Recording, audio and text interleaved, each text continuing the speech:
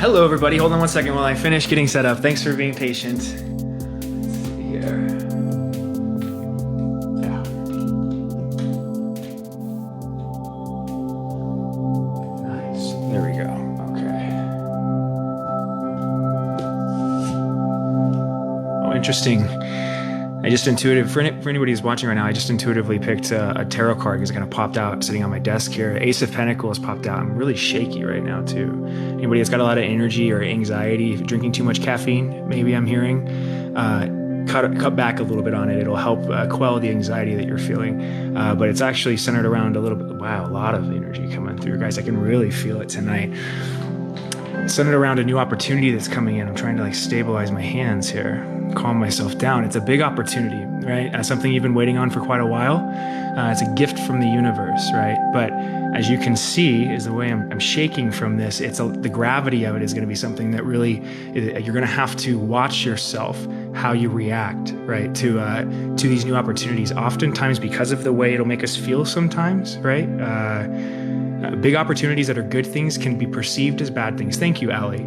Right. And so one of the messages, just to start off the live, I guess we're jumping right in, something wants to talk right away, is to make sure that your blessings, you're not pushing them away. This is a very common lesson throughout, the spiritual awakening process. But specifically now in this season, it's about stepping into kind of the next chapter of your life. And in order to do that, you have to have some opportunity to grab onto, a door to walk through. This is that door. You can see the door right down here, right? The universe is guiding you through that doorway. That being said, as you can see, there's mountains on the other side of that doorway, right? Mountains in the tarot represent kind of things to overcome, right? Think of Sisyphus pushing the rock up the mountain, right? These are things that we're going to need to work at. There's a long journey, but it's being guided, right? You're being drawn this way very intentionally. Now, it doesn't necessarily mean you're just starting out. This could be a stage on your path, your journey, a checkpoint of sorts in which you get a little return for the karma that you've cleared, right? You start to receive some of the good karma you're putting out into the universe. So very interesting. That I was not expecting that. I don't usually pull tarot, for those of you that watch, and this is why. Because when I do, it really comes through powerfully, right? So these tools can be overused sometimes unintentionally. And when we give ourselves a break from things, even like we were talking about caffeine to begin with, the things we're kind of addicted to, pull back a little bit, the potency of it will come back. And you also be able to appreciate the tool, or even if it's something as silly as the caffeine you enjoy during your day, your coffee or whatever it is. So anyway, hello, Marianne. Good to see you. For anybody that saw me last night, I was out kind of, I'll leave that out actually. I'm here to leave that out. So I was at a football game. I think it was one of the first preseason, or it might have been the first preseason football game for the NFL last night. And so I was fortunate enough to be given some tickets, and went there and kind of just streamed it for a little bit for anybody that saw. There wasn't very many people that joined in, but Marianne was one of them. So thank you, Marianne. I appreciate you being there. But for any of you that did see that and was kind of confused, I tend to do different types of content. One of the other messages that's coming through really strongly tonight, this is one of the main points that's coming through for you watching this, is, we like to, first of all, we like to define ourselves as kind of creative beings or non-creative beings, right? More logically minded people, and then more artistically inclined people, more creative people. But this isn't really the case. This is just a classification that we layer on top of the world. Human beings like to classify things, right? Let me increase this real quick too. Oh, hi, there I am. I thought it was a little dark. Boom. All right. Hello. That's a little better. So I'm being guided to speak about how you think about yourself, how you classify yourself, because everybody has a creative side to them, right? Everybody has an artistic side. It's about tapping into that, what makes you passionate, what drives you. And so the first thing coming through is to contemplate how you think about yourself. If you have rigidly defined yourself, thank you, Paige, I appreciate that. If you've rigidly defined yourself inside of a certain box, which I think modern day most of us have in this world, we've been kind of raised in a school system and a society that kind of favors one way of viewing the world, the non-intuitive, logical side of the world. So that means that our artistic side, the more intuitive side, is something that we have to focus on and cultivate very intentionally. This is the message coming through for you right now, is if you've labeled yourself as a non-creative up until this point, that is not the case. Matter of fact, your guides are coming through right now very emphatically to tell you that you're a very talented, creative individual, whoever you are, and that whatever that little idea you've had that's attached to a dream, going somewhere else, this path that we're talking about, right here. The reason why the message is coming through right away to bolster yourself against the gravity of what's about to be presented to you is because we oftentimes won't be honest with ourselves about what we want because of what it demands of us, right?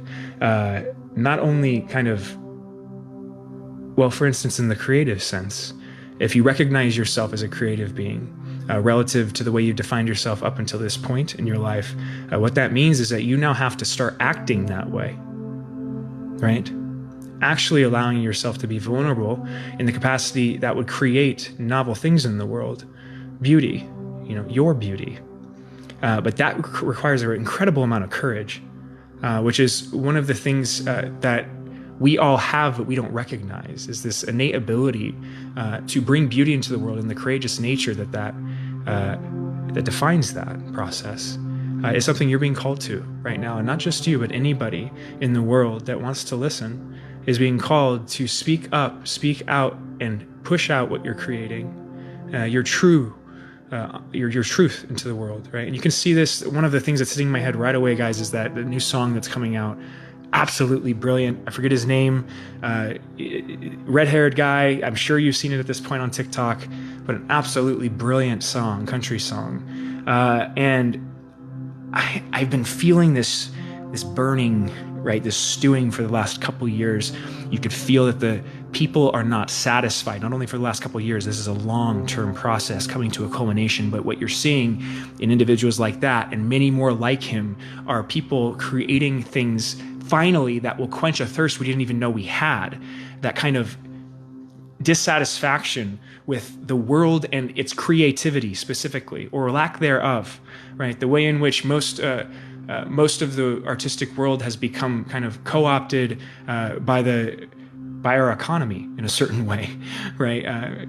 Thus killing any of the creativity inside of it. So you're being called to kind of focus on that side of yourself and to prioritize it in a way that you haven't done until this point.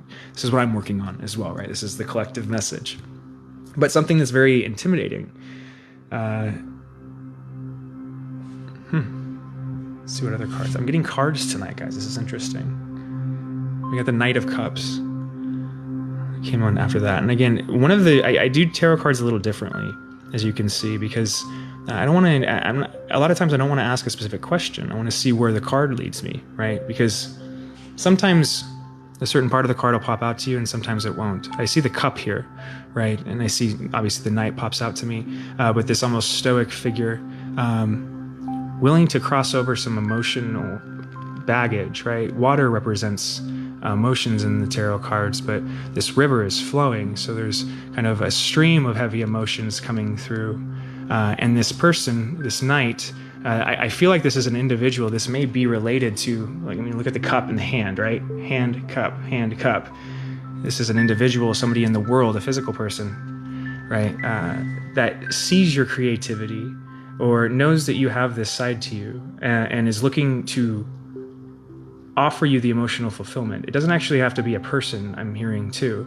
Like I said, this could just be an idea, but the idea demands that you cross over some kind of emotional barrier, some quick flowing river. That'll be represented inside of you by racing thoughts, things that you avoid emotionally, specific emotions that you avoid, right? That will be the barrier, is what I'm hearing, right? To accepting this offer. That's the barrier, is whether you're willing to cross over the emotions that up until this point you've turned and ran from, right? Now, this is a very heavy message coming through, guys, but it's a very positive one. This isn't like, I want to clarify something here. I'm not telling you to do anything. What I'm trying to do here is nudge you in a certain direction, right? Or at least point out the, I'm sure, signs that are already around you right now that you've been noticing, or the things you've already been hearing. That's all this is here to serve, is like a clarification for that. So go in that direction. Absolutely. Cool, no worries. And let me catch up on some of these comments here. And also for you guys, the last live I was on, one of the reasons I was so long between lives is I was on for like 4.5 hours last time, and doing this is it may not seem that way, but it's one of the more taxing things you can do. You'll feel after you do a reading, after you tap in and you start to do channeled messages, you'll feel it physically in your body. It's very draining.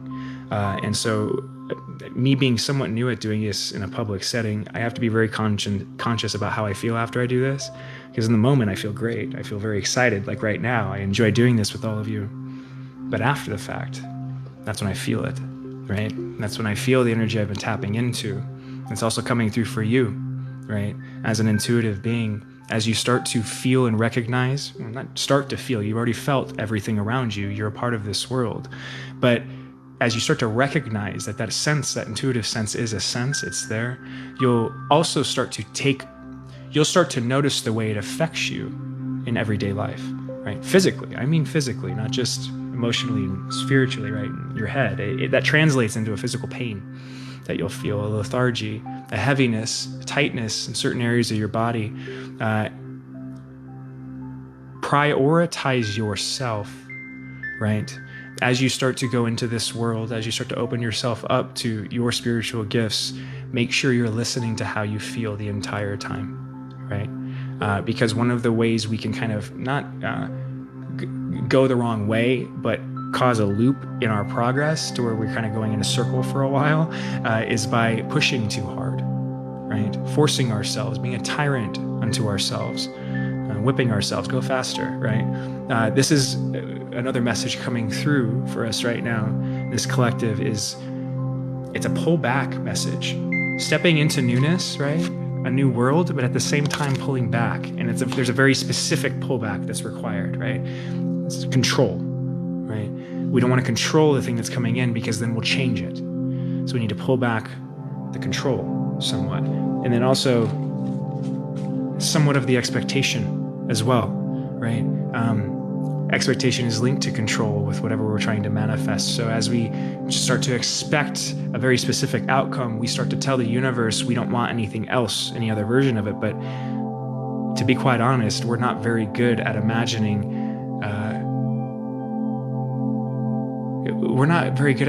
our blessings. The universe does a much better job of it. You'll recognize this anytime you've actually been genuinely surprised, right? Joy, pure joy, that kind of surprise you can only experience if you're not controlling a certain part of it, right? You want a little bit of that surprise. That's what this is somewhat, this next phase that you're stepping into. So take your hands off of the wheel and allow the universe to guide you in the direction that you need to go. There's going to be, like we were talking about, water and things you have to cross over, but as long as you're not steering, you won't intuitively turn yourself off the path again, right? Because that's what we tend to do.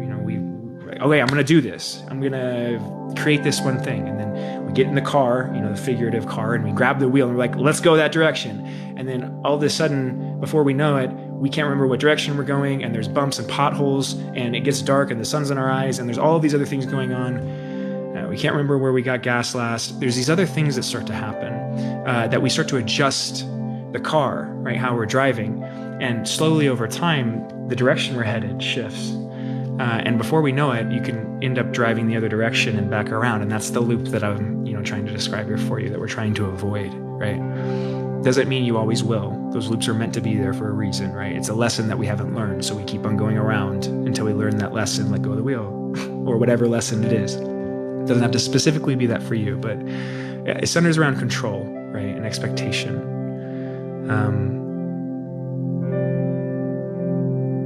And that control also extends to what you create. This is a very good example. What I do here, any of you that listen to my podcast, the Unfounded podcast, thank you. And I'd recommend, if you're enjoying this, to go check it out on Spotify or any other of the platforms. It's a guide through the awakening process, essentially, very simply put. But that being said, when you create something, the podcast being an example, what I've learned over the last 3 or 4 years as I've created that is that I had no idea what I was actually creating when I started it. Right? You can hear this. That's one of the reasons why it's kind of a valuable thing, is if you go back and listen to the first episode, you'll see exactly how different I was. I do not sound like this, right? I don't think the same way. I speak in a very different way. I'm very, very insecure. You can hear that. It comes through, right? And all of those early episodes, that's what you'll hear, is my insecurity and me trying to think through what I'm going to make, who I am, actually. And this is a process that usually isn't enunciated well. It's hidden. We hide this part of ourselves from the world because it's embarrassing to let a world full of people that act like adults, let them know that we feel like a kid inside sometimes. We feel like an amateur, right? But it's part of that process of allowing yourself to let go of the control of, hey, I need to make sure that people think of me a certain way. I need to make sure they don't judge me for what I'm creating. We let that go, and then what we produce is something honest, right? Something true. And the only way that happens is for you to trust yourself enough to allow it to. So that's a big message coming through. Also, as you feel, so many coming through. As you can tell, I'm trying to organize these, but there's a lot of energy coming through because it's been quite a bit since I was on here last. I'm hearing specifically, this is more specific for somebody in the audience, if you're a creator like this on TikTok, or content creator, influencer of some sort, right? There's a big message coming through for anybody that uses these platforms specifically to recognize at an even deeper level what I was talking about how you feel energy, pick it up and experience it. Because I don't know exactly, I can't give an accurate percentage, but I'd say from what I've learned, at least 90% of the time when I'm experiencing, now that I've kind of worked through some of my trauma, once you've gone through some of that, you'll notice that a lot of what you pick up isn't actually what you're feeling anymore. You pick up the environment you're in, you pick up the people you're around, you pick up the content you're watching, the food you're consuming, you pick up all of the stuff in the world. You can feel all of that, but that doesn't usually represent who or how you feel underneath. Once you get that lined out, right? It's a long process. So that once you get there, you can actually recognize, oh shit, I don't have to do anything to feel or sense or know what's going on around me. I just feel, just listen, right? So in that context of being a content creator, being on one of these platforms, you are understanding what the phone is, right? What the television is, what a video camera is. There's a reason why they were feared in spirituality for quite a while, especially as things like cameras became a new technology.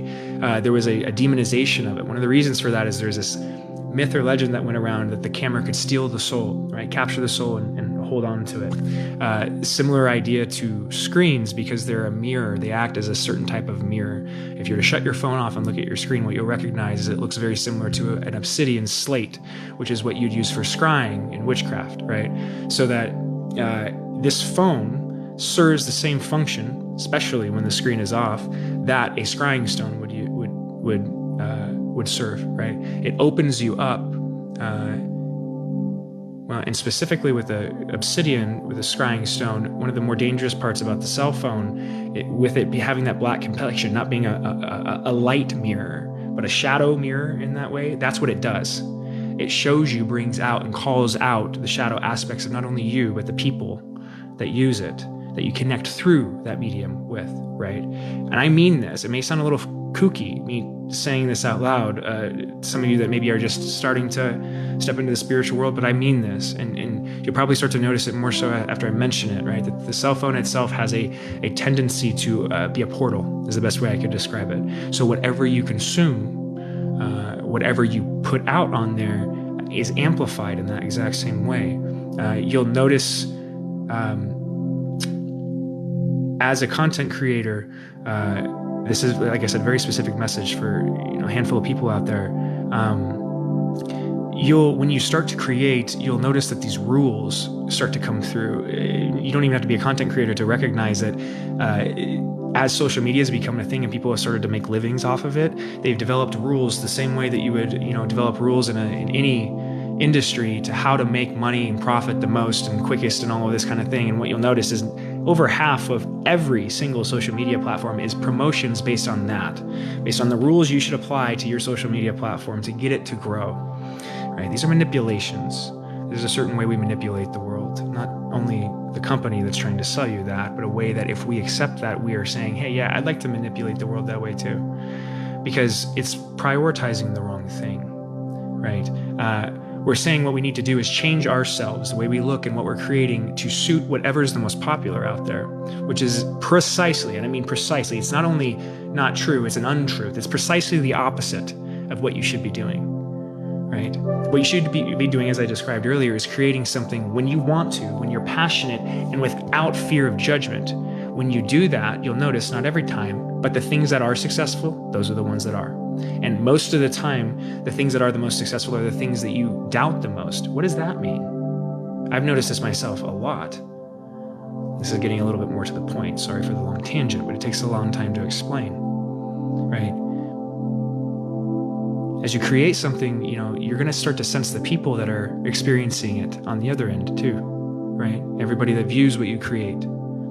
For example, how I was describing me tuning into how I feel after I do a live like this, that I can feel, right, the energy. And it's not a bad thing. It doesn't reflect it negatively on anybody in this live right now. It's a process of transmuting heavier energies, right? If you're coming in this live and you feel a little down or unsatisfied or angry or bitter or resentful or whatever I said that drew you here, right? When you leave, if you feel a little bit better, which I hope you do, that's the energy that I end up taking and transmuting. And that's what you are learning how to do as well, right? This is something everybody can do and should do. And it's not about healing somebody else. That's not what I'm doing. That's not my intention either. I can't heal you. Don't try to do that for other people. You won't be able to do it. You'll just sync with them. But what you can do is share what works for you. And as you do that, you will unintentionally take on this energy from other people. So,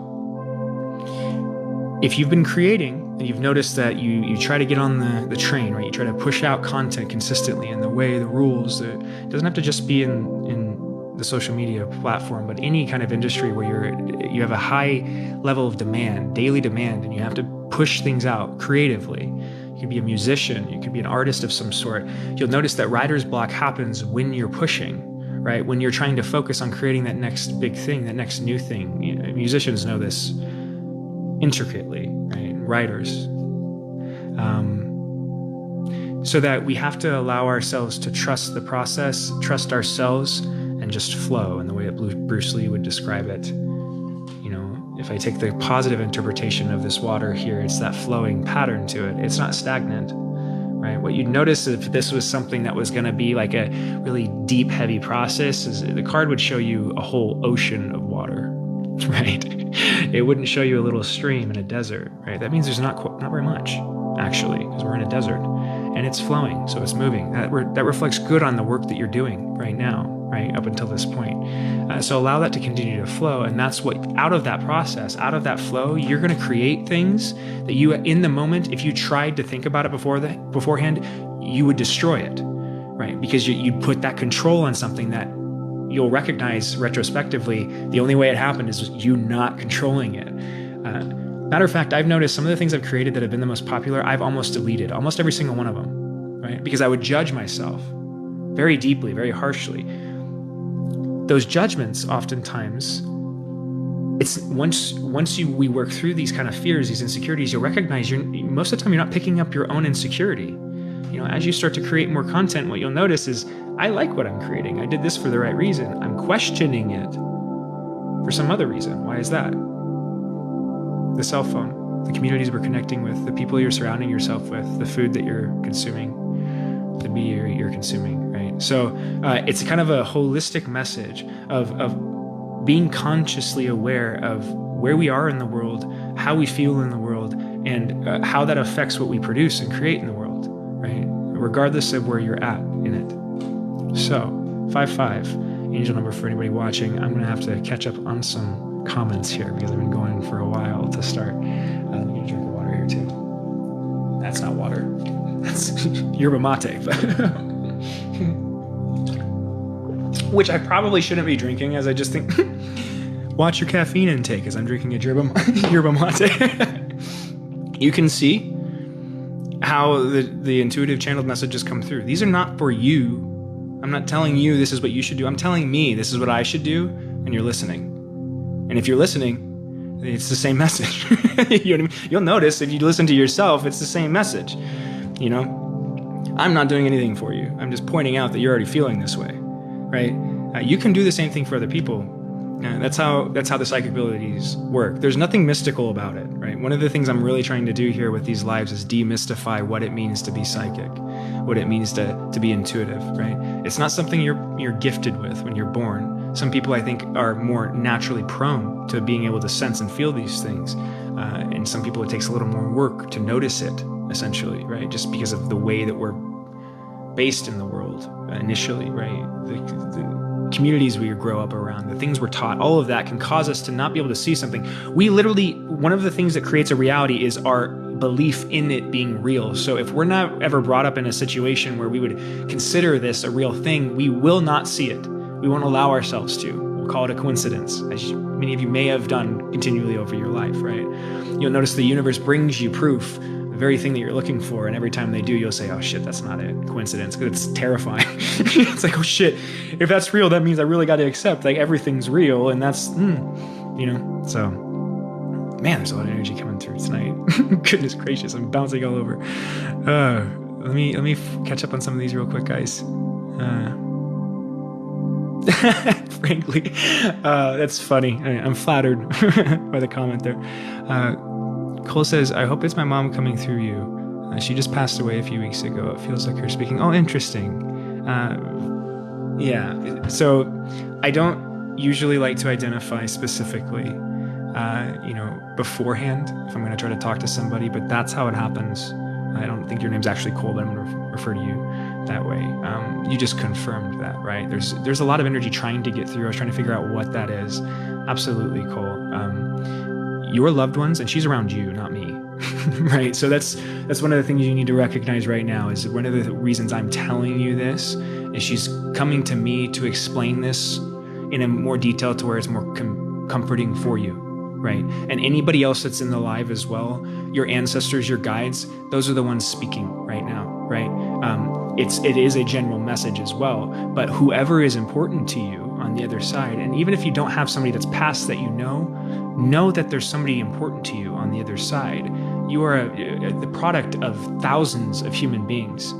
Their work, culmination of their life is you, right? Those people, whether you knew them or not, are around you right now. They're coming through very emphatically to let you know that you can sense them, you can hear them, they can talk to you. It's just not in the exact same way that you felt here when they were right next to you.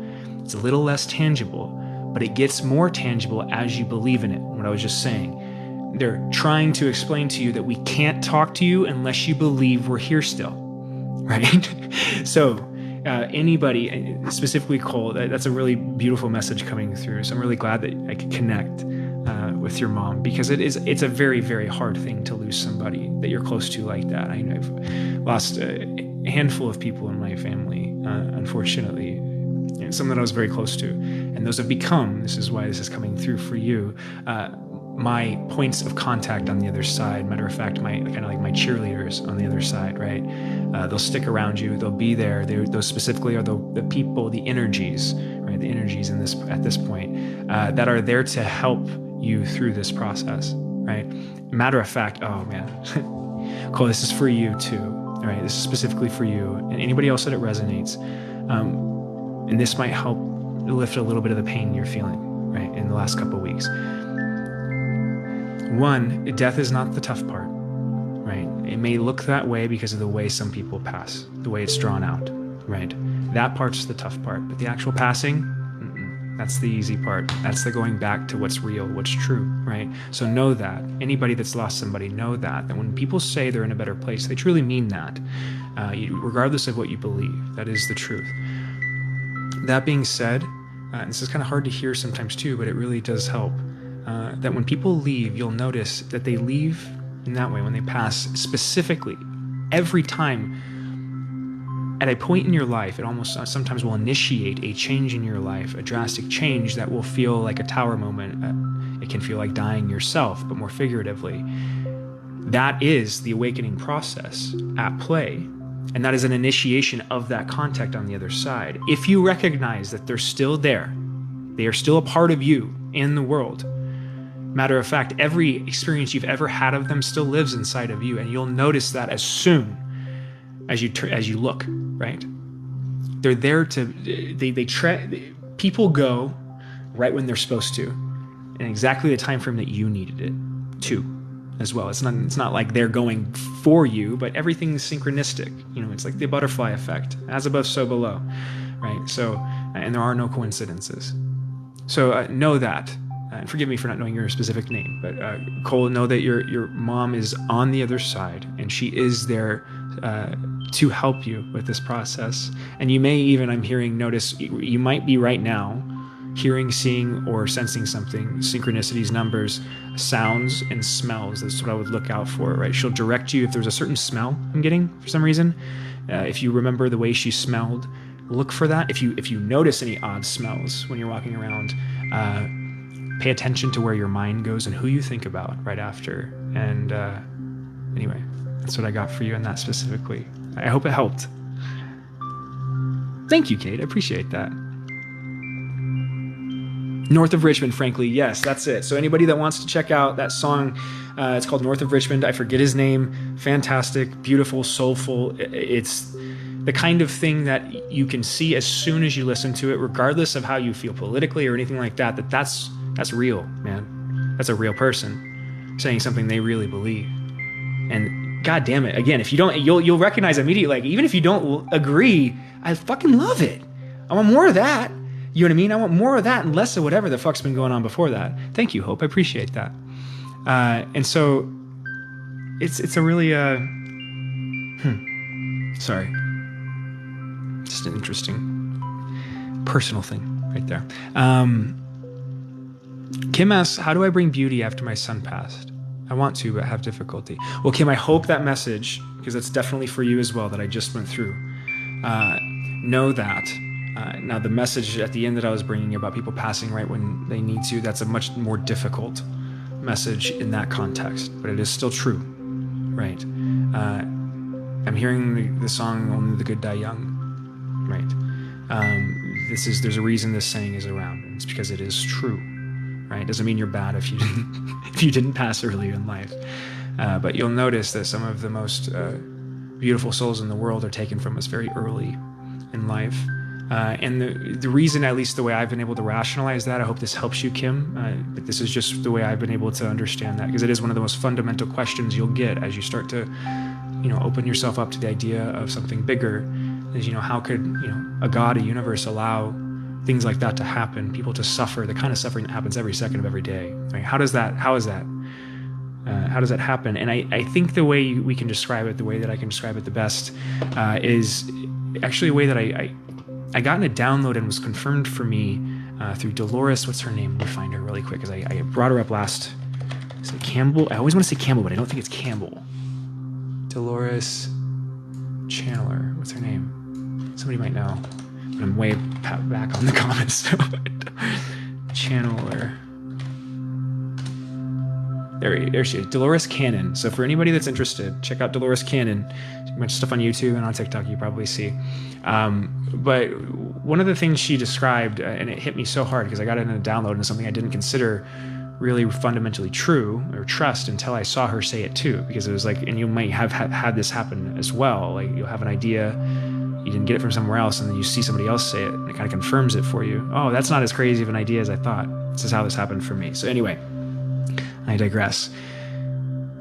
Dolores was talking in one of these videos about what Earth is in this relevance to kind of the rest of the universe, and understand that Dolores, what she did was she was a hypnotherapist, but she specifically would work with channeling. So she would have individuals that she would be working with go under hypnosis with her, and then she'd guide them, very similar to if you've ever seen what they've done in Men Who Stare at Goats. This true story about the CIA program to do astral travel and things like that, spy agency, that kind of stuff. Similar kind of thing going on, but Dolores would have people intentionally go and see different time frames, ask spiritual questions, these kind of questions, like what is Earth actually, what is it in relation to the rest of the universe, and try to actually get information out. She did this for years and years and years, and there's a ridiculous collection of her work, so it's fascinating to see what she got out of this. But this is one of those truths that came out of that, is that Earth is I hope this resonates with you as well, is not an easy place. First of all, give yourself credit. And you know this innately. You already know this. Like this is a fucking terrifying place to be. Matter of fact, it's the heaviest vibration place in the universe, right? Specifically that way. It's why you can't remember what you are, right? Fundamentally. The way you can know that that's true is you don't know what the hell you came from, what you are, and that's why we all wonder what God is, right? The reason that is the case is because this density here is super heavy. It's similar to a black hole. Gravity is so much in this place where certain information can't escape, can't come through, right? So once you come here, you lose that connection to what you came from. So you feel you're alone immediately. That's one of the first reasons why it's the heaviest place. It's isolation. That goes deeper. I don't really want to go all the way into it. Maybe we will. But if you go into a deeper, if you ever do a thought experiment about why God created this, one of the answers you'll come to, if you go deep enough into it, is that God was lonely, or quite possibly could have been lonely. If it's the only thing in the universe, wouldn't it want to have another thing like it to say hey to, or to experience what it's creating, right? I do believe, at least this is what I've gotten to in my own kind of meditations, that's one of the fundamental reasons for God. The way you can recognize for this Earth and all of the things that we've created, one of the ways you can recognize that is that your deepest fear is being alone. And not just yours, it's everybody's, right? Everybody's. That's why, to punish people that are already in trouble, we isolate them. We put them in isolation tanks. You'll drive people insane, right? There's truth in that. It's shadow, but it's shadow truth, but it's truth. 100, right? And it's that I believe this truth, that one of the reasons this was created is because God is lonely. God wanted something else besides God, or at least to experience what that would feel like. So what did God do? Cut God's self in half. But what does that mean? If you cut yourself in half, I automatically can't feel the other half of me. That's the definition of it. But now I have something to play with. Now they have something to wonder about, to fear even, right? Because they don't know what's going on in its head anymore. That's duality explained. It's the reason for its existence. But the reason at a deeper level that Dolores goes on to explain is it creates a certain capacity for experience that isn't possible without it, right? This is the reason for pain in the world. This is the reason for what we call suffering. And the suffering is not real. It's more pain, right? That low vibration, the reason it exists is because it's necessary for everything that's beautiful to exist. It's a certain type of contrast setup that allows us to view everything, so that when we come here full well knowing that. But another reason why this place is kind of a son of a bitch is that most people, before you come here, think they're gonna be able to come here and remember what they are, right? It's this big, grand challenge. I can do it. Sure. Go try. As soon as you pop out, wow, what the hell am I? You know what I mean? So, and that's the hard part. The birth part's the hard part, right? Imagine going from infinite to separated and consolidated. That doesn't feel very good, right? So, point being, give yourself credit. This place is not easy not an easy place to embody or be in. And oftentimes we come here for a myriad of reasons. Oftentimes those reasons are different, different reasons for different people because they want to have different experiences. So what you may notice is that some people get called back very early and some people have very long lives, right? But that if we recognize that one of that fundamental truth is that this is a very heavy place to be, then a lot of the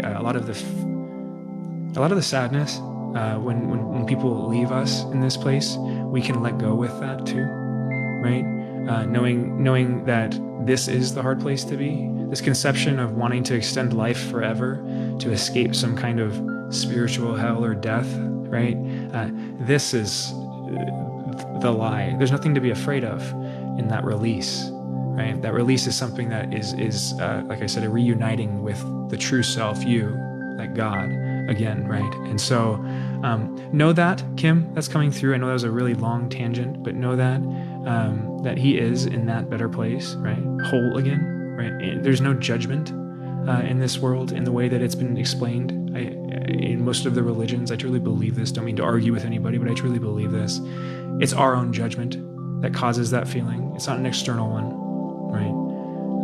And that he will be there anytime you want to speak with him. You have to, in the same way, believe that that's real, right? And he can come through in numbers, sounds, and smells, thoughts, memories, specifically, right? And when you're laughing, I'm hearing, when you're laughing, you'll know he's around.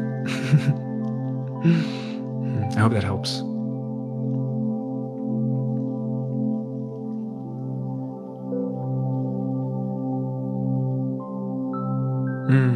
I'm glad it resonates, guys. I appreciate it. Costa has an interesting comment. So Costa says, tarot cards are demonic. You're talking to demons. And I want to point this out because this is a common fear. This is a very common fear, right?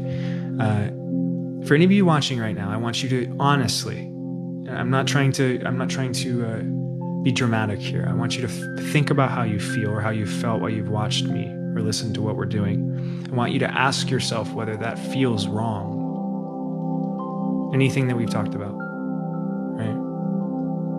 Now, I understand where that's coming from, Costas, right? Because I was raised Roman Catholic and I still follow a lot of the Catholic traditions. I follow all of the religious traditions in some capacity, as a matter of fact, because they are all true. But one of the issues with recognizing they're all true is confronting the idea of good and evil, specifically in the context of the conundrum it places every religion throughout history in relation to other religions. Because more often than not, other religions are demonized because they clash. Certain ideas apparently clash on the surface with said religion, so that it makes us feel like we have to defend what we believe, and this obviously makes us perceive whatever we're defending against as an attacker. Right? This is a misconception. And I truly believe it's something we can free ourselves from. First of all, Costas, there's nothing to be afraid of in that way. While those kind of energies, the low vibration energies you're describing, the demonic energies, they exist. They definitely do. I've experienced them in ways you'd never want to experience them, I promise you. Right? So I'm not denying that. But these specifically are not that. They're not directly attached to that. These are just cards. There's nothing innately magic about them. Right? What's magic is what comes through you when you look at them. And I don't need these to do that. That's why I don't use them most of the time. Right? That's why it was interesting that I used them tonight. Because it leads people to believe that we're doing something innately magic. And yes, it is magic, but not in the way that we've been taught, right? Not in this good versus evil way, not in this witchcraft way. That kind of conception of the world is something that is placed in our heads so that we close ourselves off from the reality that is our intuitive and psychic abilities. They're deeply related to the Divine Mother inside of us all, which is also deeply related to our shadow world, the shadow world and our shadow selves, which is also why when we try to open up to any of those mediums like this, what we feel is demonic. It's that fear, because we're opening up to a side of ourselves that is innately that kind of vibration, right? It is the darkness, innately, right? So there's this, I hope that that's not too heavy for anybody watching or too aggressive. I really want to respect your views, Costas, because I understand genuinely where they come from, and I don't want to try to make you feel like I'm trying to convince you to use a modality that you're not comfortable with. If you're not comfortable with it, there's a reason for that.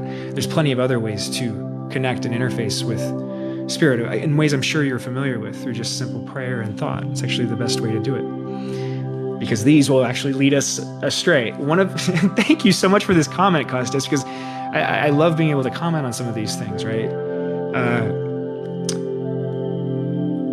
One of the other reasons I don't use tarot cards very much, and one of the messages coming through for you all watching right now, who most likely do see a lot of tarot cards on TikTok and YouTube, is genuinely, most of the time, you should think of them more as entertainment, genuinely. That's partially why most of those creators will put for entertainment purposes only, right? Because it legally protects what they're doing. If for some reason it is something that isn't correct, that you can be legally held responsible for that, especially if you're giving people advice, right?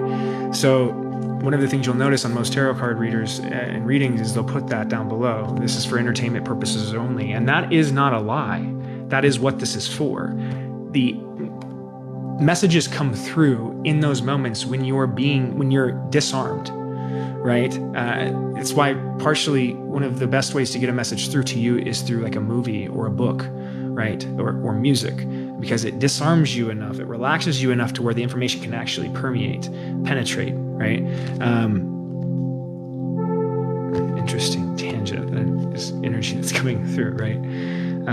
But this is the same thing that's going on in the tarot cards when you're watching a reading, which is why you have to be really careful about which readings you watch, and why I bring this warning kind of every live, because it will cause a loop if you're not careful, right? It's one of the easiest ways to get yourself caught in a circular fashion, because what feels good to listen to and entertaining oftentimes with tarot is not what's actually the steps you need to take. Many times it can be mirrored.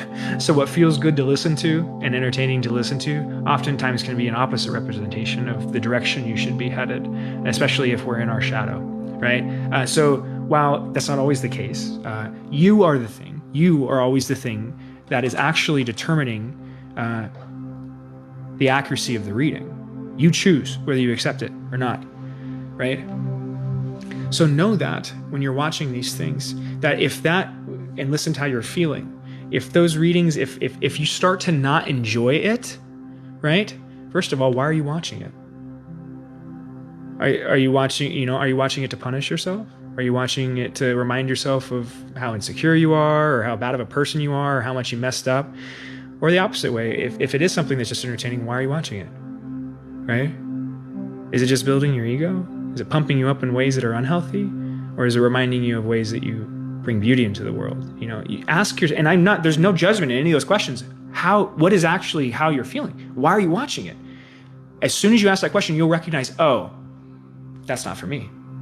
Oh, that is for me. Why? Because it made me feel beautiful, and it just pointed out something that I am. That's great, and it's entertaining, and it's fun. You know what I mean? But not always the case. Now, that being said, you can get very pointed with tarot cards too. It's not always going to be fun. Thank you, Rebecca. I appreciate that. Thank you very much. Matter of fact, how you learn that tarot is real is through getting some really tough messages that are so damn accurate you can't deny them. So it's a very confusing thing to explain, but it is necessary, so necessary today because of how much more prevalent they are becoming and will become moving forward, to explain what they are. Especially with that comment, Costa. So thank you very much. Thank you, Shauna. I appreciate that. Thank you, guys. I hope that didn't make you uncomfortable, anything I said, Costas, but I hope it helps a little bit to demystify some of these things. And if you are curious at all, my nose is really itchy right now too, guys, if that's significant to anybody watching. Just know you don't have there's nothing to be afraid of, Costas. Right? There's nothing to be afraid of in these, and I hope that the way I'm bringing this message, kind of lends that credit, because that's not the case with everybody that uses tarot. There are people out there that specifically use it to contact those kind of energies because it makes them feel powerful. It makes them think that they can control the world or manipulate the world. Matter of fact, if you want to manipulate the world, what you're working with is what the Bible refers to as demonic, or all of these different religions refer to as demonic. Why? Because it's degrading. It's just degradation. It's just low vibration, right? But we do a disservice when we start to label things as innately evil or not, right? Because we're not listening, then we're not actually checking in how we're feeling. We're just saying that's this. Oftentimes, anything we do that with, where we just automatically label it, ask yourself where you got that information from. Who told you it? Or did you come up with that idea yourself? Is that something that you actually believe, or is that something that somebody spoke really passionately about and convinced you should believe it too? Because those are two different things. Things you really believe, you'll come across, you'll find yourself. You don't need people to teach you. It's another lie that we've been fed in this world. You don't need to be taught shit. What you learn, what you want to learn, you'll learn, and you'll have fun doing it. The only reason this conception of needing to be taught things exists is because we've been molded or intentionally been molded into very specific things, non-emotional, non-intuitive, working things, consuming things, right?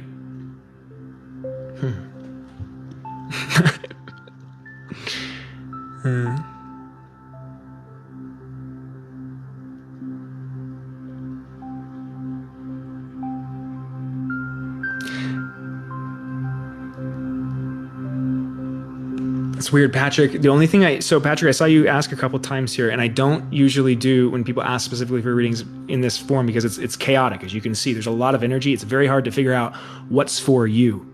And I'm just sitting here with, 65, 70 people. You'll let me know if this is relevant to you. I heard very clearly in my head, on my right side, call home. Call home. So I don't know how that's relates to you. I hope it's significant. But that's all I'm getting right now is call home. 855. So, it's interesting. Tarot is draining, Bridget, absolutely. It's very draining, for sure.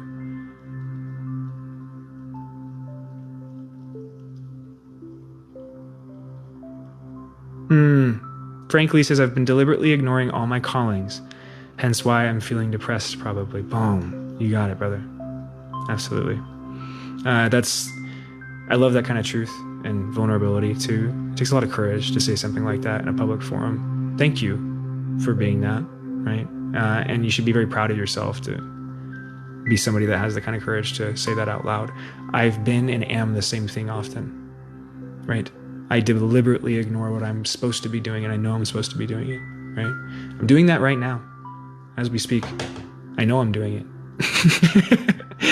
And I'm trying to work and build up the courage to not do it anymore. So what's your version of that? Thank you, Frank.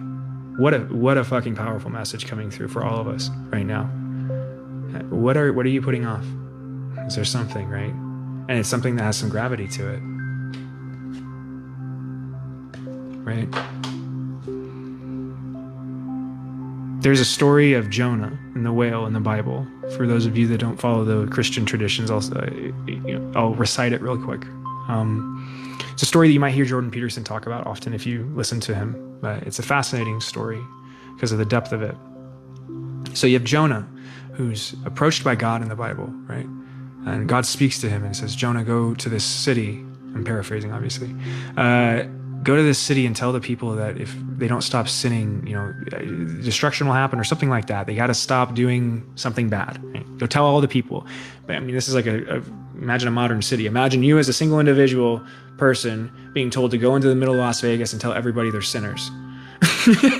Or something like that, right? Something really radical that would demand a lot of you. And what does Jonah do? He says, no. No. Matter of fact, he doesn't say no. He says, fuck no. He turns around and he runs away. He gets in a boat. He finds a boat with a bunch of other sailors, and he tries to sail across the ocean as far away from that place as he possibly can. What happens? A storm starts. And it's such a bad storm that all the sailors start to get really suspicious. Sailors are kind of, what's the right word? Paranoid group in certain ways, right? And so they start to ask around, are any of you on the outs with your God, right? Have you done some shit? You murdered somebody or whatever? Because this is a storm for the ages and something's pissed at us. They go around and everybody's like, no. They get to Jonah and Jonah's like, yeah. Yeah, I was supposed to do something and I didn't do it.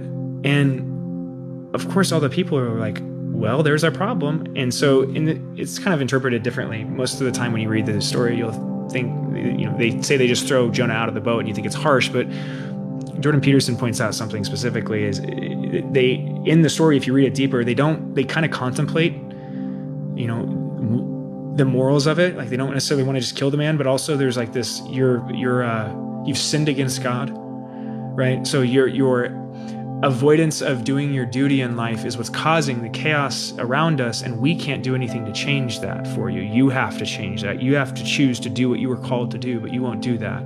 So in order to save ourselves, to save, from the ramifications of God's wrath, we have to cast you out. And so they do. They throw Jonah overboard. Jonah's now in the middle of the ocean, this storm's raging, he's gonna die, and you think it's about as bad as shit can get, and then something worse happens. A big fucking whale from the depths of the ocean swims up, swallows him whole, and takes him down back to the bottom of the pit, the ocean, for 3 days. And it isn't until Jonah, sitting in the belly of the whale, finally breaks down and says, okay, God, I'll do it. I'm sorry. I'm sorry for denying what you've been calling me to do, for ignoring it, for doing everything besides that, for trying to convince myself it wasn't real. Whatever, I will do it. Whatever you tell me to do, I'll do. And so the rest of the story goes, whale comes up and spits out Jonah, and he goes to the town and spreads the message. And so it might have been about Elijah. I can't remember specifically, but Elijah was like an archetype for Jesus, kind of came before Jesus. But it was a prophetic message he was meant to bring that would have been detrimental to him. So I say that story, Frank, because it reminds me of as you said that, thinking, deliberately ignoring my calling, right? So that's one part of it. Our calling is that God message. It's that message from the divine, the universe, saying, hey, this is what you need to be doing. Why? Because it's going to bring beauty into the world.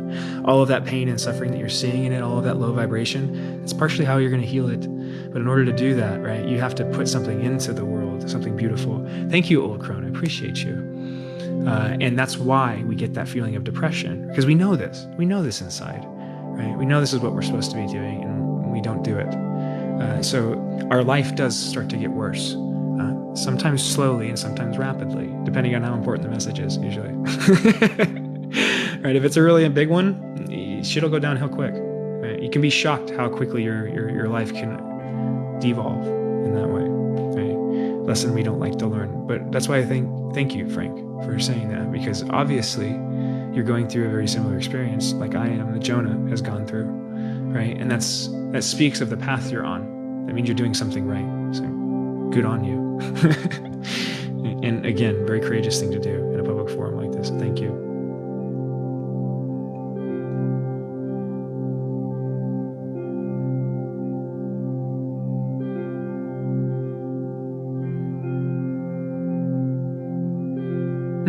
What frequency? So thank you for asking, Frank. Let me actually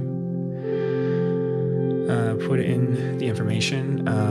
This is the background music. All of the background music that I use right now until I start using the stuff that I'm producing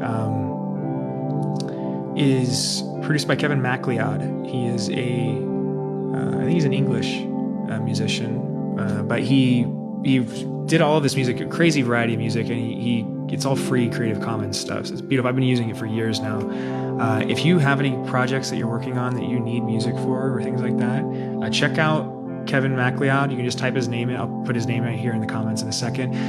Or go to filmmusic.io. I don't know if it'll let me put it in it usually doesn't let you put in links, I don't think, but maybe it will.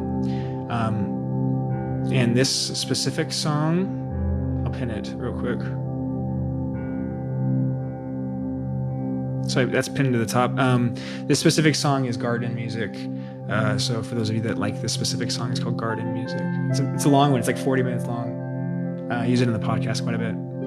But there's a ton of them that I really, really enjoy by him. I got like a whole playlist of like probably 30 or 40 songs I alter through as I'm doing podcasts for background music. So, all right. Awesome. Okay, so that took me all the way down to the bottom. Thank you, guys. Thank you for that. I'm going to try to stay caught up now. Apologies if I missed any comments in there.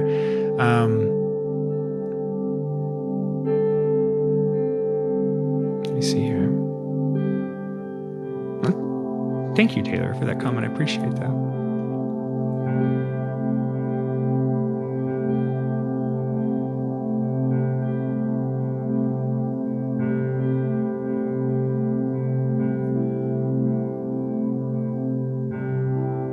Rebecca says, for me, the time of paralysis ended up helping me become aware of things I couldn't focus on while being very busy.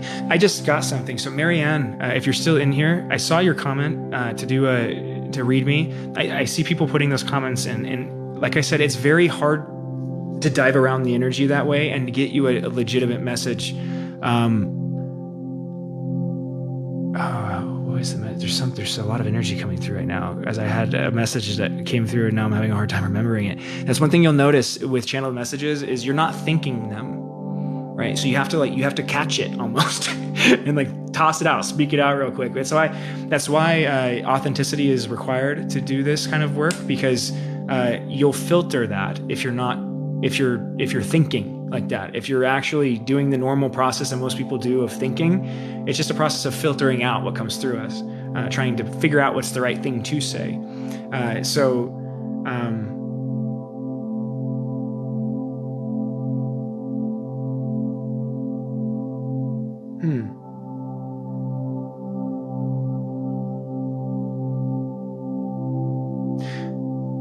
For those of you that want a more specific message, one thing that'll help me tune into what you're in is if you notice the comments that spark something, right?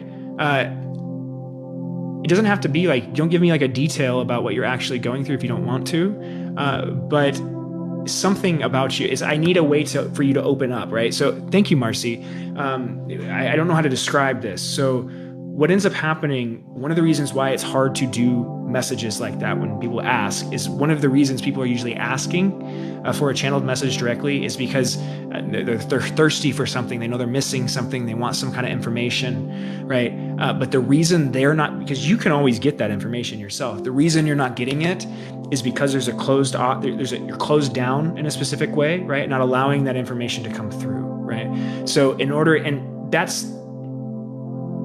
it's a defense mechanism, right? So Marianne, this is coming through for you, but this may be for a lot of other people sitting here too, right? Anybody that is feeling really compelled as you watch me to ask for a reading and want me to read what's going on with you specifically, right? Because one of the reasons I have a hard time doing that oftentimes in the moment, sometimes it will happen, is because there's a closed off nature to the question itself, right? In order for me to bring those messages through, I need to have like some kind of like, what's the right way to put it? I need to be able to feel you, right? And the only way I can really feel you is through like just a little comment or something about what you're experiencing in your life. It doesn't have to be exactly, like I said, everything that you're going through, but like a question about what's concerning you, right? Or, even a statement about how you feel right now, or whatever that is. Those things, just that'll key me into where you're at, right? And then I can try to tune into the message for you. Because like I said before, oftentimes, every time the message it's a general collective message, but you have to filter it down to your individual sphere. So I can go and individually give everybody their piece of the information, but it's the same collective message, right? The only reason, like I said earlier, that we want that specific message is it's nothing wrong with this. There's a certain amount of entertainment we get from it, of love and passion we get from hearing something described for us that we haven't had described. And that's something that I want to give to people. Thank you, Susan. But I also don't want you to rely on me. I can't do any of that for you, right? This is a part of the message that needs to be brought in spirituality. The misnomer of healer, right?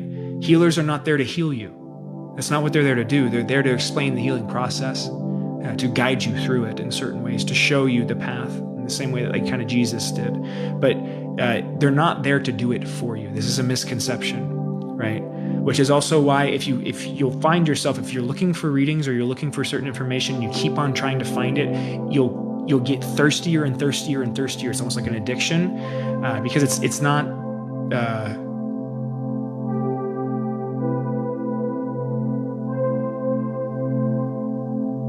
We're looking everywhere else besides the place we know we should, right? How do we find out what that place is? What are you the most afraid of? And I mean the most. Not just like, what's a phobia you've had since you were a kid? I don't like spiders or something. I mean, genuinely, if you have to prepare yourself for this, you maybe even get into a bath, I'm hearing, right? Draw yourself a nice bath, set up the environment so it's comfortable for you, but then allow yourself to go into that meditation into whatever you're the most afraid of, right? You can do this for yourself. You don't have to have somebody to do it for you, but you have to be brave to do it because it's not a fun process. And actually being able to see what your deepest fear is something that most people will never get to because they'll never answer the question. They'll never ask it, right? That's something that's coming through for everyone tonight as well. In general, we've kind of already talked about, I think, what everybody's deepest fear is, specifically. But like I said, that applies to your life in a different way than it does to mine, right? So what I've come to as my deepest fear, this was true throughout my life, but what I do think is a fundamental one for everybody is loneliness, being alone. I think that's my deepest fear, right? Not just in the sense of not having people around me, but in the sense that, which is where I think the fear of the idea of there's nothing after we die comes from, because that's like the ultimate, you're alone and isolated. When we come into existence, screaming, kicking, and crying, we fight our way all the way through, trying to make out even a small amount of comfort or satisfaction until we disintegrate into dust with nothing, right? It's one of the most depressing conceptions I've ever conceived of. It's never described that way, but it's incredibly depressing. Thank you. That looked pretty good, actually. It's also how you know it's not true. Things that are true don't make you feel that way. You'll notice that things that are true, ideas that are true, even true beauty in the world, it inspires a very specific excitement, adventure, pride, love, all of these things. Truth is a powerful fucking energy. But one thing it won't do to you is make you feel despair like that. Pure and utter despair. Lack of everything and anything. That doesn't sound like something I would want to believe in. And I believe I was created to believe in things I want to believe in. Right? That's the people that do that, believe in what they want to believe in, are the things that create the most beauty in the world. Why? Because what you want to believe in, like I said, is the truth. It doesn't sound right when we say it in a logical sense, in a logical world, but I promise you that's the truth. What you want to believe in is what you believe in. You will believe in. There's no differentiation. The differentiation is us telling ourselves that's not the case, keeping ourselves from seeing that truth.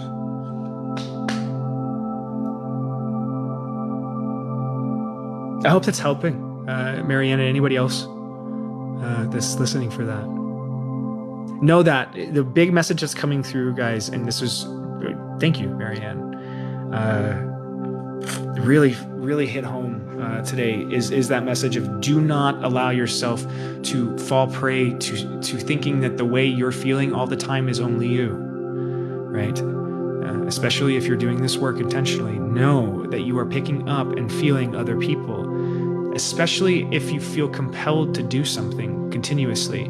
Like I said, if it's something that you feel anxious about doing all the time or kind of dread doing, it's not something you want to do, simply put. And like I said, things that are true, are truly meant for you, you'll notice like there's an adventure and an excitement and I kind of want to do that to it.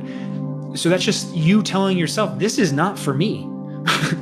This is nowhere close to for me, right?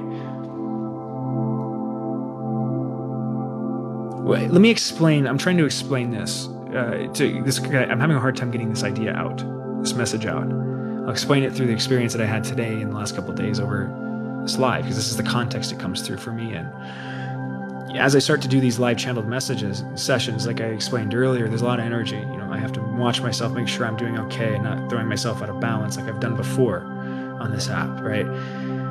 But that being said, I'm also constantly finding myself split between wanting to prioritize how I feel and what I feel drawn to do in the moment, or like what I know would be best for me in the moment in terms of my health and all of this, versus what I feel compelled to do. There's a compulsion that I feel inside. And the interesting thing is, like, the compulsion to produce content like this only comes after I start producing content.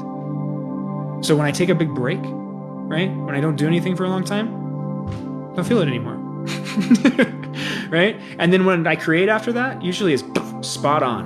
You know what I mean? Because I'm just doing it because I want to do it again. Oh, I got the desire to create it again. Here you go. Take that. See what you think about that. But when I do the opposite, when I schedule it all out, I'm going to be on here today, tomorrow, next day, and I'm saying right now that's going to happen.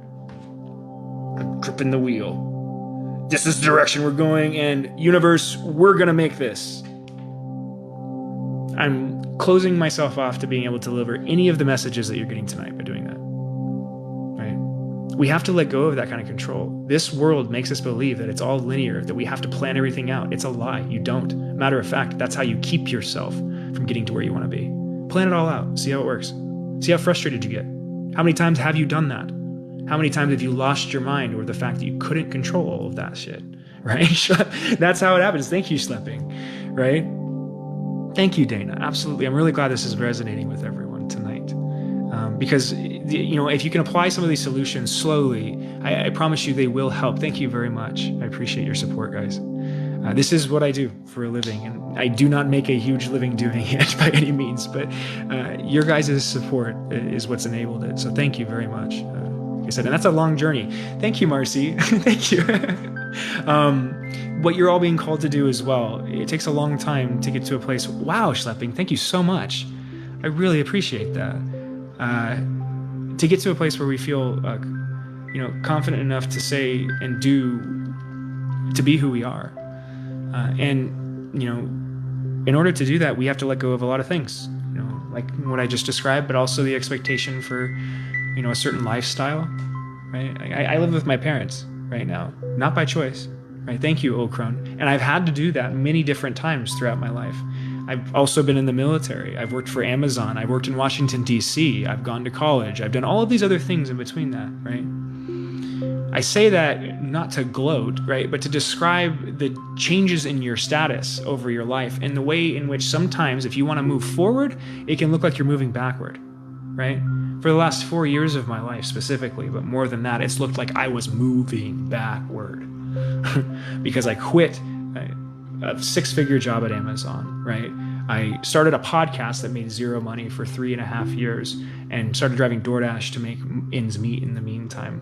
Well, I began losing my mind, going through an awakening, getting into one of the worst relationships I've ever been a part of or ever seen anybody a part of, going insane in that process and going to a mental institution, right? And then coming back. Thank you so much. Around full circle to finally, doing this with all of you guys. And that's a very, very quick synopsis, right? It doesn't do it justice by any means. So again, not to gloat, it's to explain to you exactly, describe to you if you're experiencing these kind of, thank you, Schlepping. I love the cowboy hat. If you're experiencing these kind of changes or this kind of pain in your life, know that if it's a dip, there's an upcoming, right? And it'll keep doing that sometimes. And it might be a long time, a lot longer than you think. But if you keep your eye on the prize, if you know you're going somewhere, you believe in that, and you just allow that to flow, even if you take some steps back, thank you, Marcy, you will, as a matter of fact, take some steps back. You'll get caught in some of those loops we talked about, right? We'll start going in circles and we'll get stuck in the circle. We won't recognize we're in the circle. Oh, that's the Monopoly man. That's dope. Sweet. Thank you. If we allow ourselves to keep going in circles like that, we will, because we won't notice we're in a circle. You may have noticed when we get trapped in a loop, it's like taking an exit that you didn't know you took, like a wrong exit, and you don't know, you just keep driving for a while, and then before you know it, you're like 3 hours down the road in the wrong direction. That's kind of how it happens. You know what I mean? Everything still looks the same, and we're like, oh, we're doing okay, we're doing great, I still feel good. And then slowly the seeping feeling of like, yeah, but do I really feel, something feels off. It doesn't feel as good as it did before. Something, before you know, you're like, oh shit, we're not in the right place anymore. Right? So, anywho, let me see what we got here. A lot of energy coming through. A lot of energy. Kelly says, feeling paralyzed. Well, I hope. Oftentimes, some of the things, and let me clarify here too. I'm saying a lot of different stuff tonight, right? Over this last hour, as a matter of fact, I'm kind of shocked because there's been a lot coming through, different messages, right? These are different. All of these different things that I'm saying that's what it'll make you feel like. Paralyzed, right? If you try to take it all in at once, right? When I say that this is a lot of different energies coming through and giving information to a group, a collective, know that that is true. That's really what's happening. So that there are parts of messages, while they may be true, could not necessarily be meant for you in this period in time, or a part of it could, right? If you're feeling overwhelmed, know that there's something that's overwhelming you. It's one of the ideas, right?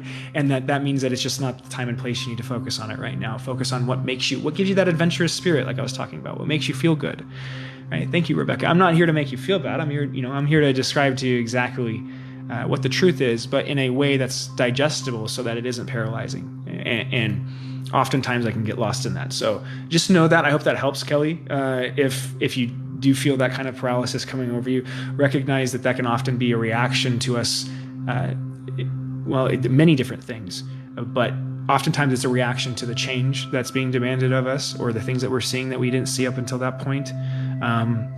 And that can be, a really terrifying process, really, really scary. But know that that's part of that fear.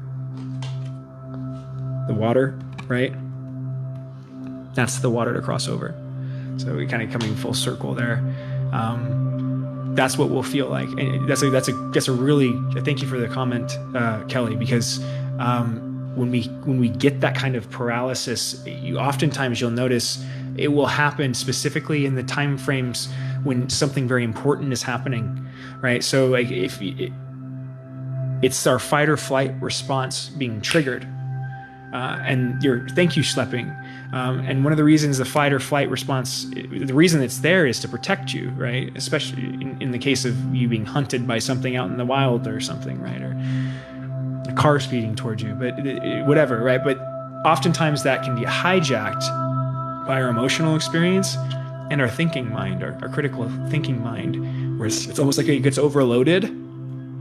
And then because it's so overloaded, it can't properly, pay attention anymore. Almost, it's like it can't tell what's going on anymore. So it triggers the fight or flight response, but specifically that freezing, because it's almost like what am I supposed to sense next? What am I supposed to take in next, right? So that's what's coming through, Kelly. Know that will go away very quickly. Just relax, right? Just relax and let yourself.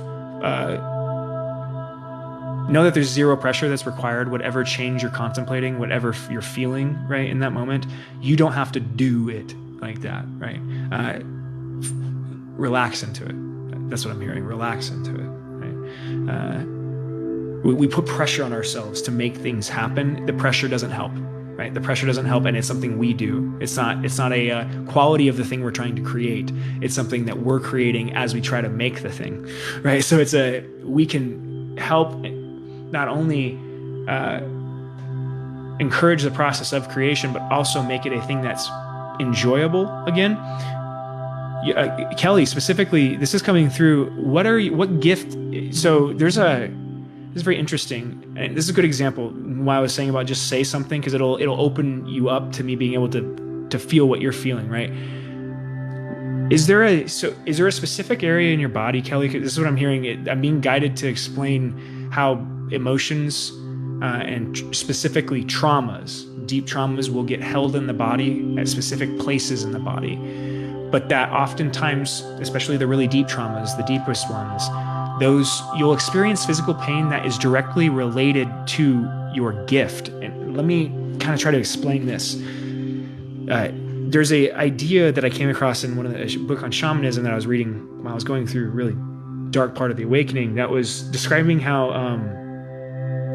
oftentimes in shamanistic cultures, thank you, May, thank you very much, what'll be perceived as a sickness. So when kids get sick in shamanistic cultures, that's viewed as a primarily spiritual issue, physical issue secondary, right?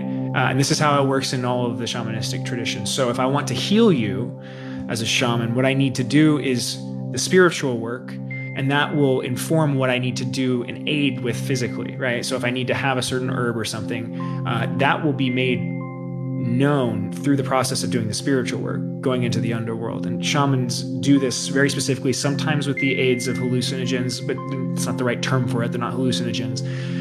Natural kind of lubricants is the best way I could put it, right? But many of them do it completely sober as well, in a sober mind. What they're doing, when you go into that place, what you'll notice is it's the same. It looks exactly the same. Thank you, Amy.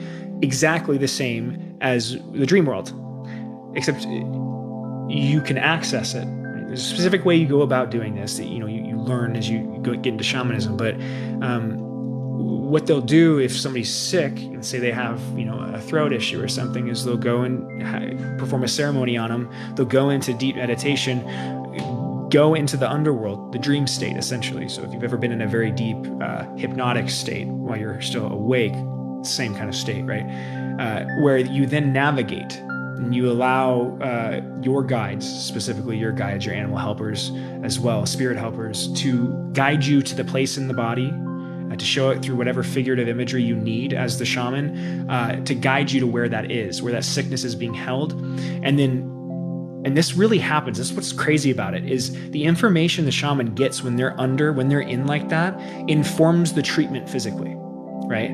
So, and oftentimes once they remove the spiritual side, you'll notice a physical release happen at the same time, right?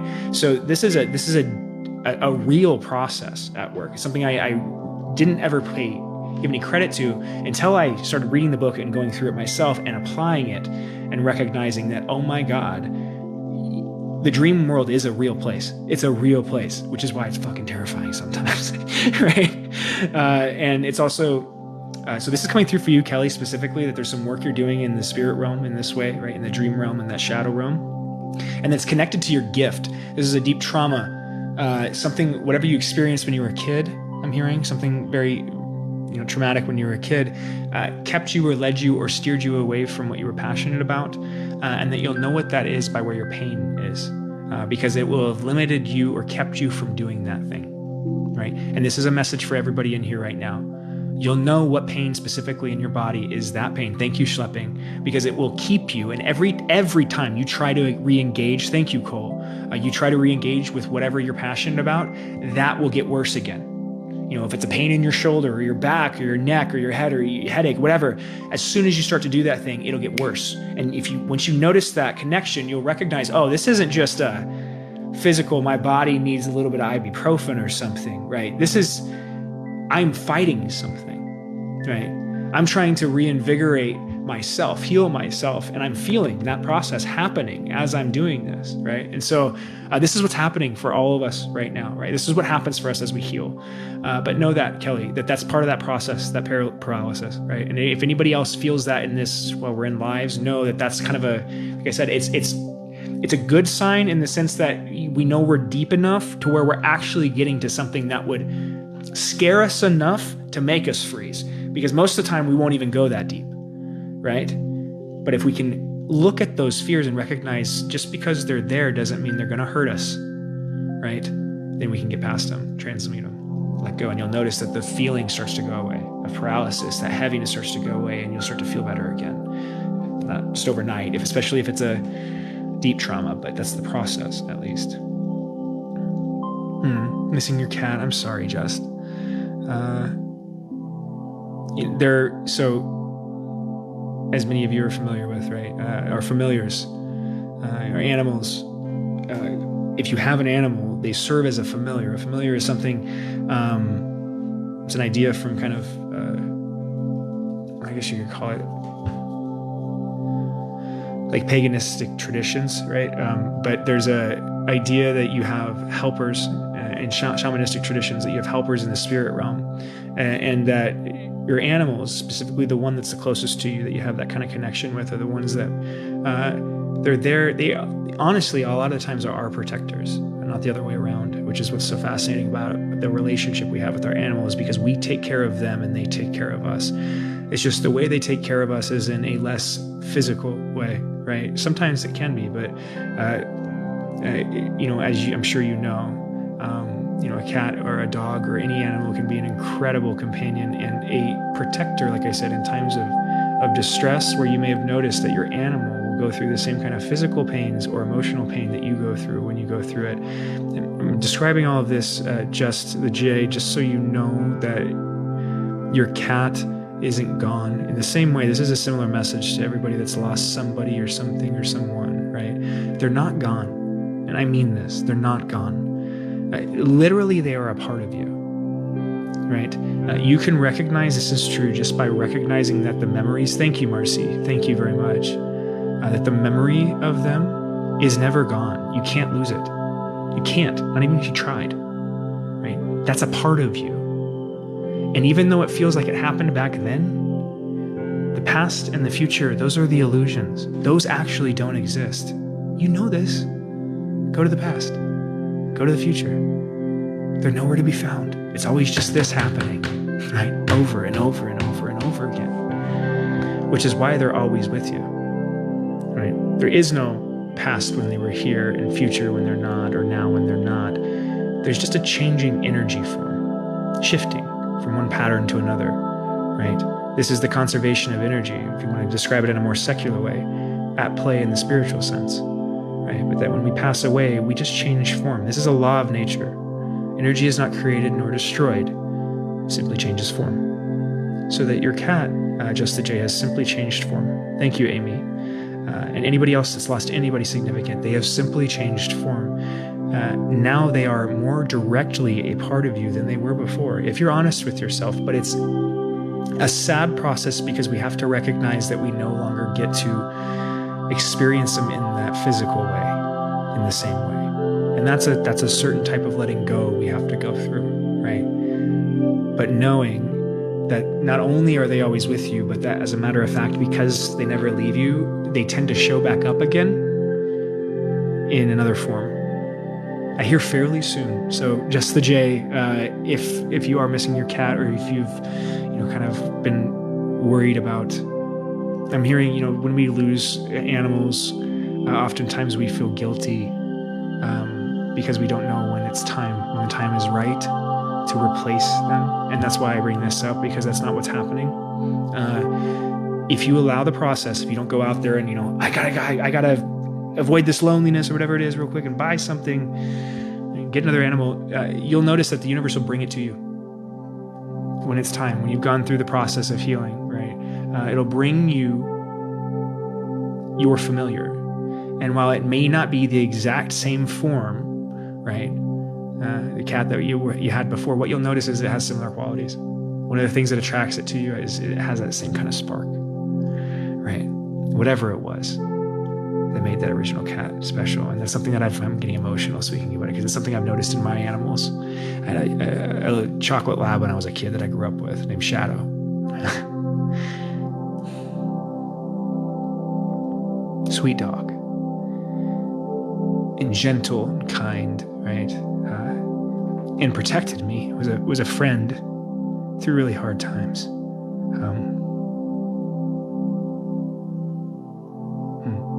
And one of the things I've learned as, I lost him, I grew up and moved away and went to the military, and he ended up passing away when I was gone, and so it was this weird, like I said, almost guilt that I felt.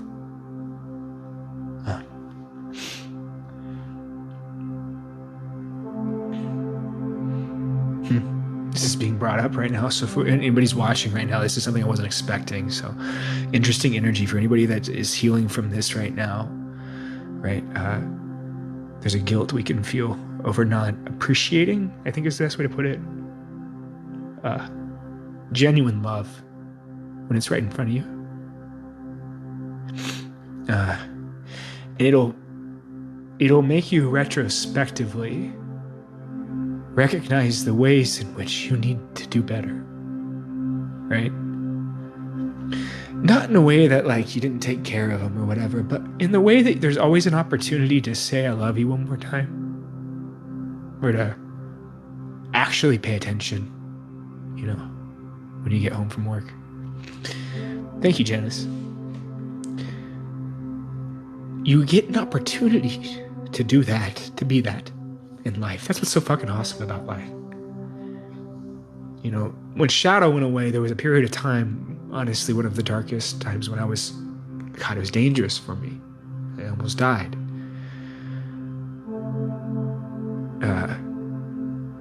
When I didn't have an animal, I didn't have that familiar, I could feel that vulnerability. I didn't have my armor on, And I remember thinking, like, I want to get another animal. I want another dog, another animal. And this was before I was, recognize any of the intuitive abilities or anything like that. But I feel guilty. I feel like if I replace him, it's doing him a disservice.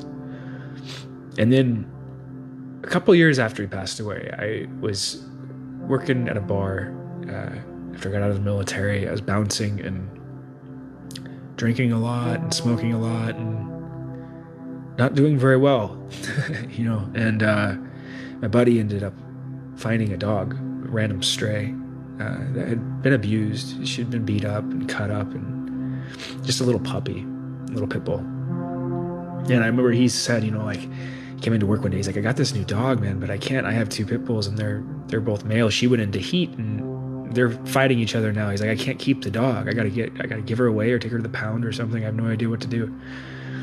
And I was like, well, maybe I should go say hi to her. And I went over one day, and as soon as I opened the door, I've never, right? And I'm sure many people that are watching this have experienced this, but I opened the door and instant recognition.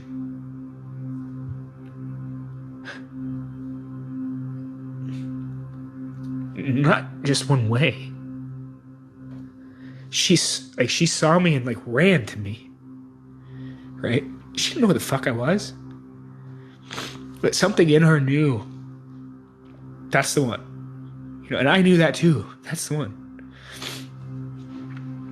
And why is that the case? Because I truly believe this, because that one of the things that's happening there is you're recognizing that resonant quality. You're seeing a familiar face. It's just not in the exact same form, right? It doesn't look exactly like Shadow, and it's not Shadow.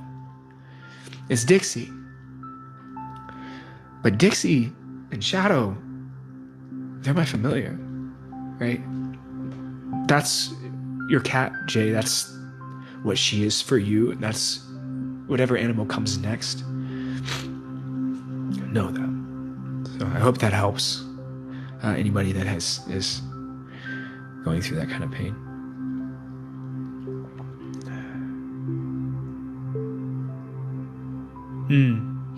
Frankly says, I like to touch someone's hand or shoulder and then I can read them. I'm very new to this. Yeah, absolutely. You have to figure out exactly what works for each of you, right? You have a very specific quirk in the way it works. Like mine is kind of like I described tonight. You kind of have to help me in some ways get the juices flowing through asking a question or stating something that just opens it up enough to where I can read the energy. Because if I don't have that, I've learned at this point, through trying to do this, that's the way it comes through. It's actually not, just through watching and listening to what gets produced. So,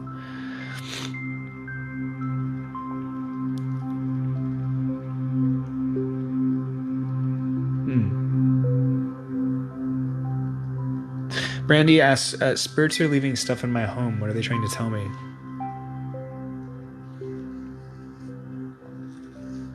You say leaving things. Do you mean moving things around? Because that's what I'm seeing when I try to tune into it. I'm seeing more things getting moved around the house.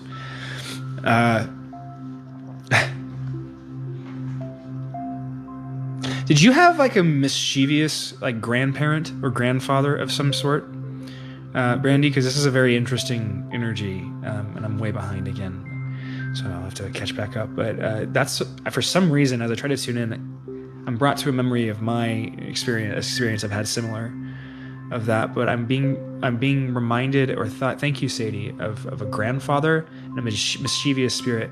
Is partially why it might be a little confusing for you, because part of the reason that the things are getting moved around is as if you weren't here for the beginning of the live, Brandy, it's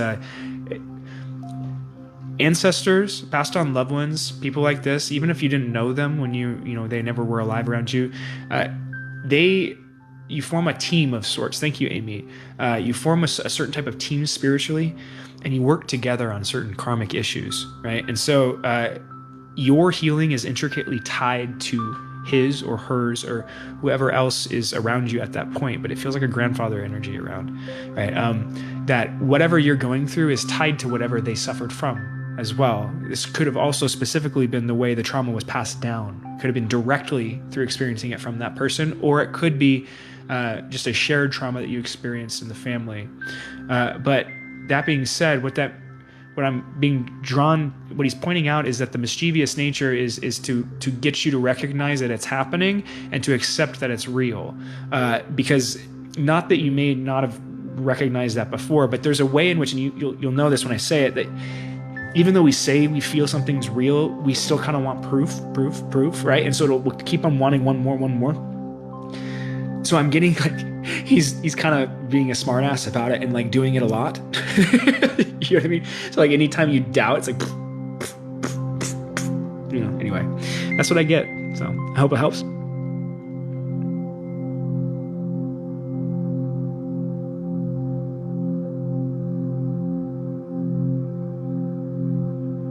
Friend asks, I'm feeling so alone. Is anything good happening anytime soon? I can guarantee you, friend, I can guarantee you there is.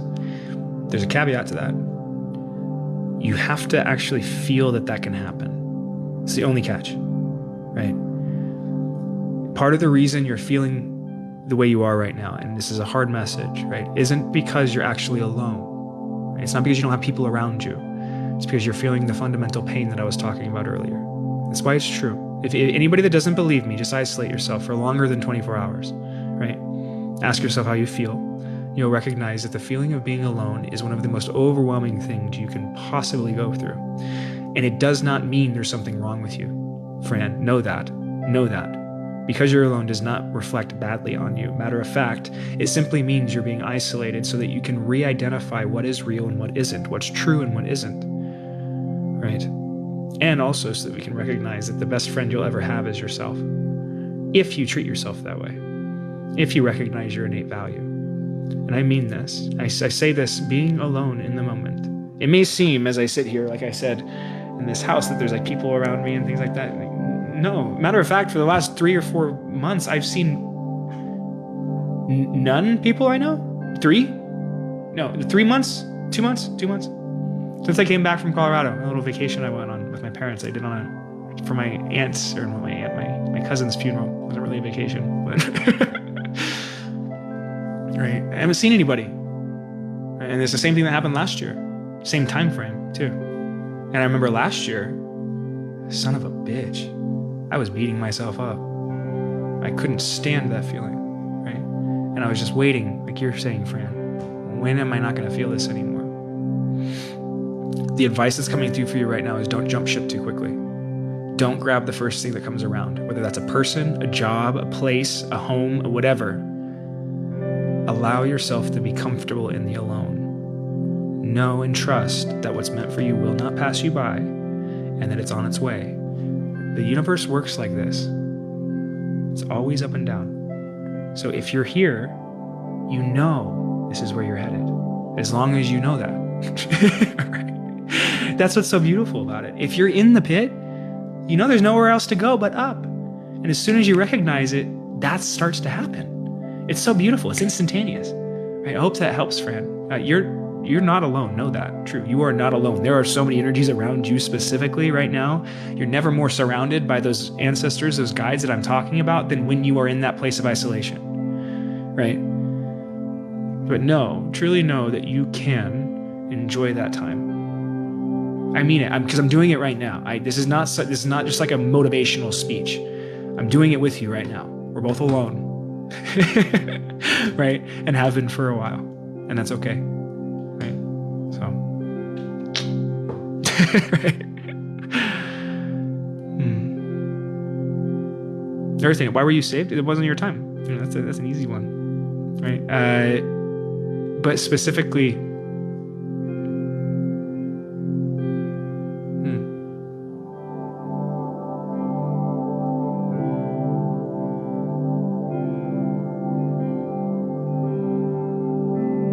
It's always very simple, Earth Angel. What I'm getting as I try to tune in is like there's work that's necessary in different realms, right? So you can rejoin the universe. You can go back to that wholeness that you may have experienced, through whatever experience you went through, if it was a near-death experience or something. But there's things there's a reason you came here, right?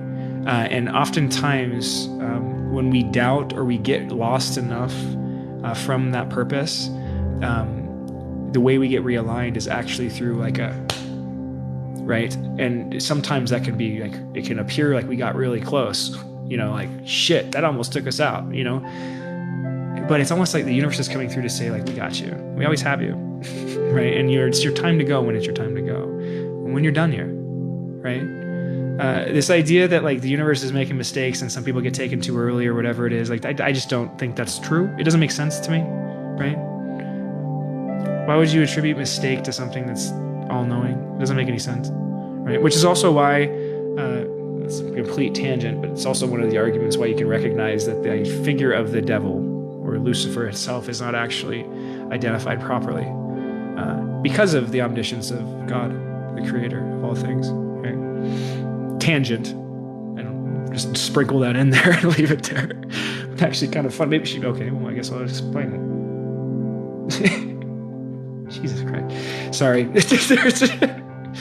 There's like so much energy right now. There's a lot of people in here, so thank you for being here, but there's so much energy coming through right now. Let me explain that concept I was just describing real quick, because this is coming through for anybody watching. Word of warning, this topic is off-putting for most people. The topic or the figure of the devil or Satan or Lucifer, speaking about it in any capacity will make people uncomfortable, right? So know that ahead of the time, but know that there's nothing evil innately about what's going on here, about speaking about the figure. What I'm trying to do is demystify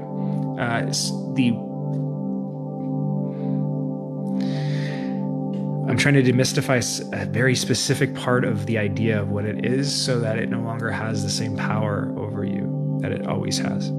The way that these kind of energies work is through fear, right? The conception of the devil is something like the ultimate evil, if you could conceive of it. But the best way I've ever seen it shown is the Joker, Joaquin Phoenix, or Heath Ledger's. Both of them do a very good job of explaining or showing what the motivation and how you create a devil in the world, a real one, right? An actual walking, breathing, talking one, right? But that this is also a figure that lives internally inside of us. It's the way we think. It's part of the way that human beings contemplate the world. And this goes all the way back to the Bible, in the Garden of Eden, right? In this story. But one of the things that's always kind of confounded me, and one of the things that's led me to recognizing one of the deepest truths that I've recognized, very controversial, so like I said, fair warning, that we've confused two figures as different figures when they're the same figure. Lucifer, if you look in the pantheon of angels, Lucifer was created in the story of creation. I don't know if it's actually the story of creation. It might not be in the original Bible. Anyway, the story goes that Lucifer was created as the most beautiful, the highest of all of God's angels, right? It was known for the intellect, right? Cunning, but also being kind of the beauty that comes with that. So don't think about it in this sense when we're talking about the figure of Lucifer as the angel. We got to take away the Satan part, right? The thing that's like ultimate evil. This is before that, right? This is what the thing was fundamentally, archetypally. Lucifer was the most beautiful, aesthetically beautiful angel God created, the smartest, the most compassionate in some ways because of the brilliance, right? Ability to see things that other people can't see, which is also why he was referred to as God's favored son, right?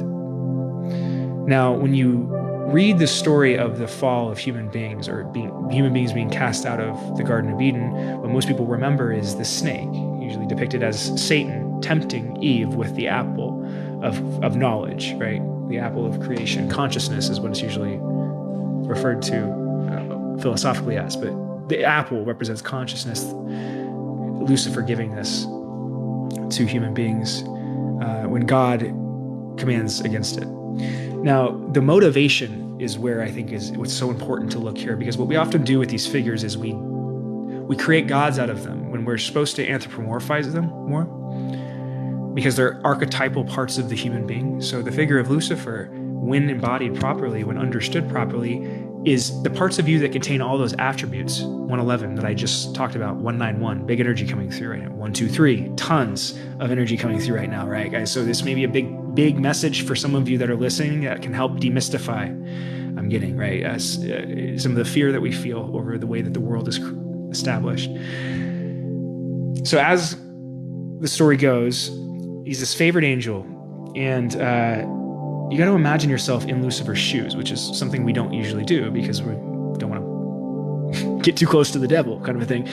But allow yourself for a second to imagine what it'd feel like to be God's favored creation. And then allow yourself for a second to imagine what it'd feel like if your parents, God, decided I wanted to create another version, right? I'm going to start working on something over here, and I'm going to make them different than you, right? And I start to fall in love with them in a way that, as any child would recognize, that's had a stepsister or brother come into the world, is incredibly rattling inside. What it can inspire inside of you and will, as you go through the thought experiment, is a series of questions, which, if you're thinking about what the figure is archetypally, these are questions that, if Lucifer is the intellect, it can't ignore. The very definition is it sees things that people can't see. So as God creates human beings, Lucifer sees the parts of the human being that could be dangerous to God, creation itself, that could risk something in it, that could, and this is again a very compassionate way of retelling this story, but I think it's necessary, that has a worry of whether its mother and father is going to abandon it. Why is it all of a sudden not favored anymore? Why do you like that thing more? You can see all of this insecurity starts to spring out of this figure that before was the most beautiful thing you had. So what happens? He goes and tempts Adam and Eve. And again, once you go through that thought experiment, you realize it's not the same motivation that we thought it was before. It's not just a malicious thing saying, fuck you, eat the apple, screw you, God. 1, 2, 3. It's a scared child worried that its parent's going to abandon it, that is actually worried that the thing it's creating is dangerous and wants to prove that. So it says, look, it'll disobey you. Watch. Right? And it does. So this is where it gets crazier, right? We set that all up. We got the figure of Lucifer, right, being described over and over again as God's favored son in that pantheon before the fall. And then having all these attributes of beauty and compassion, cunning and intellect and all of these things. And then, I don't even know how to segue to this. We look at the figure of Jesus Christ. One of the things that tuned me into this, and again, this is radical, guys, so if this upsets anybody, it's not my intent, promise you. But this is true, you can look it up yourself. That Lucifer is, I think it's Greek. It might be in Greek or Aramaic. It means, translated, the morning star, right? I saw that on a Wikipedia thing, and I've heard that before, and I was like, what does that mean, morning star? Because I'd done a podcast episode on the morning star, but it was in a different context. Because a few years prior, I had been, I don't know if you guys remember, a couple years back, they had this conjunction of, I think it was Jupiter and Saturn in the night sky that was really rare, that was said to have been the same conjunction that happened in the night sky when Jesus was born, right? They had the star that the 3 wise men followed to go to find the manger in Bethlehem where Jesus is born in the story, right?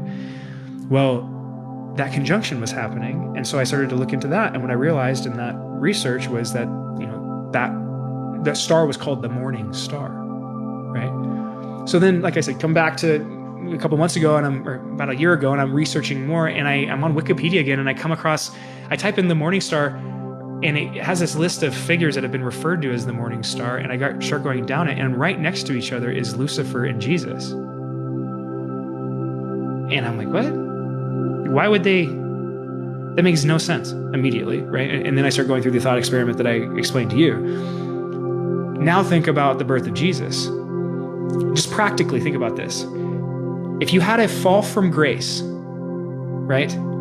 You had a figure that was universal, archetypal, an angel, bifurcated. What would it look like if we were to actually see an angel fall from grace? What would it look like in the world? Maybe a star falling from the heavens down and pointing you to the place in which it's going to enter this realm, right? So there's that link, and then there's the fact that Jesus himself repeatedly throughout the Bible refers to himself, calls himself the morning star. So again, it's like a kind of moment. What does that mean? Lucifer's Jesus. Why is Lucifer described as Satan? Why would all of that be a part? And again, it's not like I have some answer immediately. This is what started to run through my head. But what I realized as I looked deeper into it and as I contemplated it more is I can't unsee those things now. It seems true. I don't want it to be, but it is, from what I can tell. That the figure of Lucifer, the angel, is the same thing as Jesus. Jesus is fallen angel Lucifer in human form. You can recognize that through Jesus' qualities. But you got to look past the devil conception again. What's archetypal Lucifer's qualities? Beauty, intellect, compassion, cunning. All of these things that you see in the figure of Jesus, right? That makes him radical. That makes him the thing that gets murdered eventually, right? You don't have something with the balls to say the shit that Jesus was saying, back in that time frame without having those archetypal qualities, right? That's why he was murdered. So you can see in that, whoa, that's why he was God's favorite angel. And then there, to top it all off, Lucifer is called God's favored son. And what is the story of Jesus but God bringing his only son to earth to save humanity? Also, if you had to do that as God, right? If you had to have somebody fall, if you created something that you could only fix through a certain type of sacrifice, let's say, who would you choose? If you went and chose anybody else but your favorite son, what would happen, right? You'd cause chaos. By default, that's the one that should be going. That's the one that should fall, right? Because it has all the qualities to take it on.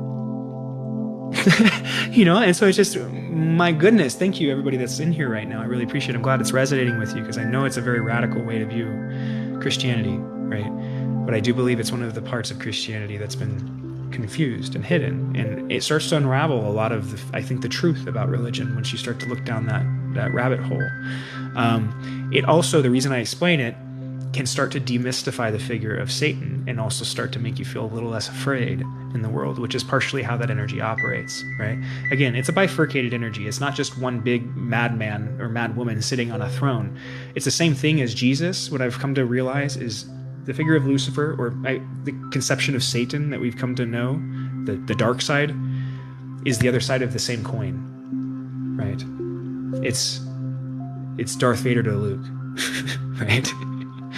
That's what Jesus and Lucifer are. Two sides of the exact same thing. Two parts of that personality, right? Which is also, and you can see this. It's so obvious. Again, it's so obvious when you read the Bible. Look at the part of the Bible where Jesus goes into the desert for 40 days and 40 nights. That entire part of the Bible is a story of him talking to the devil. But what happens? He doesn't see it in front of him. He's talking to himself in his own head, contemplating these huge things. The devil is saying, you can have the entire world. You could take over all of this shit. Why don't you just do it? You can hear that that happened in your head. If you had all of these people following you, believing what you're saying, it's literally you saying, hey, you could take advantage of this if you want. And you can have whatever the fuck you want right now. They believe you. They do whatever they want. So are you gonna? So you can see in the story itself, Jesus was not some perfect being sitting there presenting the perfect way to be. He was a authentic thing showing truly every aspect of himself, right? Really battling, fighting this aspect of himself, right? And then that's so, you can take that deeper even, because I like to believe that, the earlier thought experiment we talked about of the reason that God created this being, I'm lonely, just cut it in half, you know what I mean? I want something else to look at. Well, then that means that everything from that division is still God, which is why you're God, but you're not the whole God, right? That's why.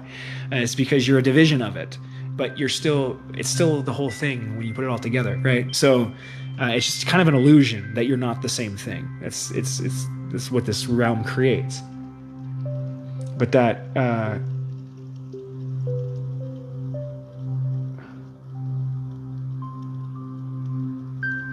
lost it. Anyway, that must have been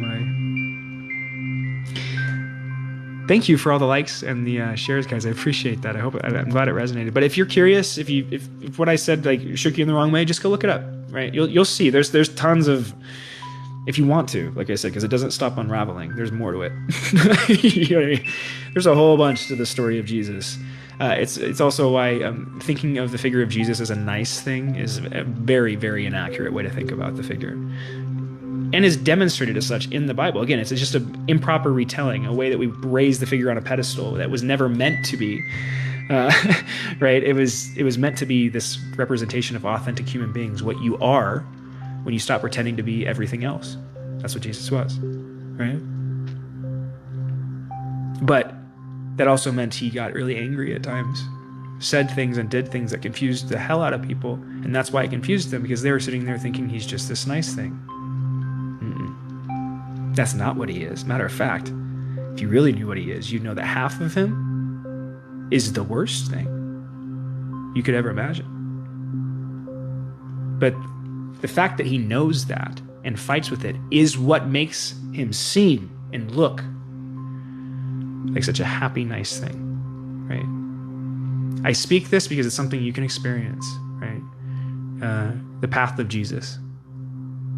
If you start to act out these principles, if you start to battle that internal demon that I just described, that you have too, you know it.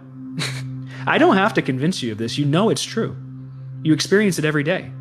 That side of yourself inside of you. It's not something you have to extricate or eliminate. It's a part of you.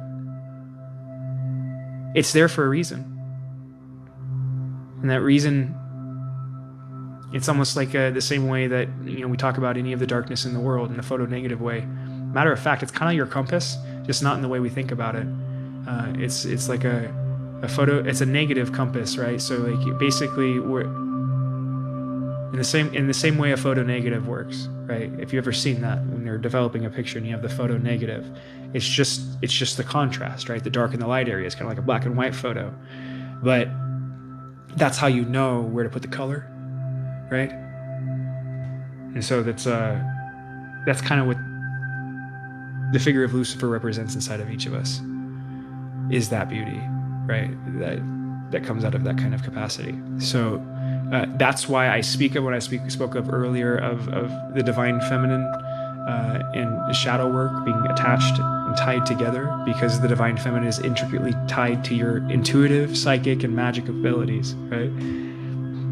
And those are hidden and locked away through a false conception and narrative about what is evil in the world, or actually, matter of fact, about evil, period. It doesn't exist. It's the same way as time.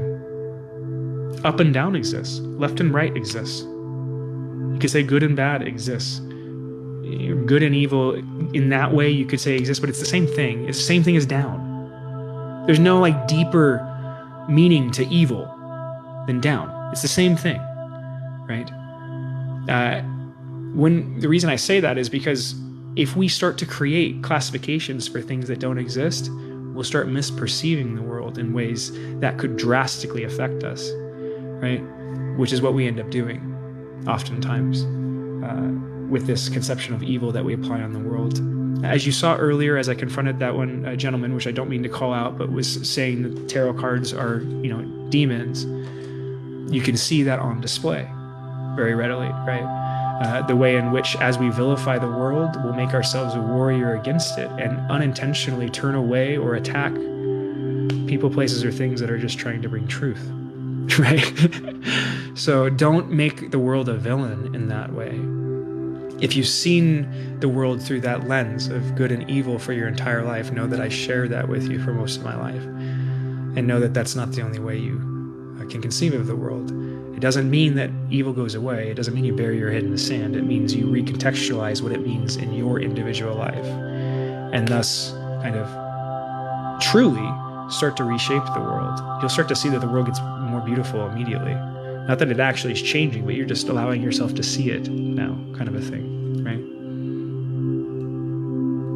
right? Thank you for all the comments, guys. Thank you, party. I appreciate you.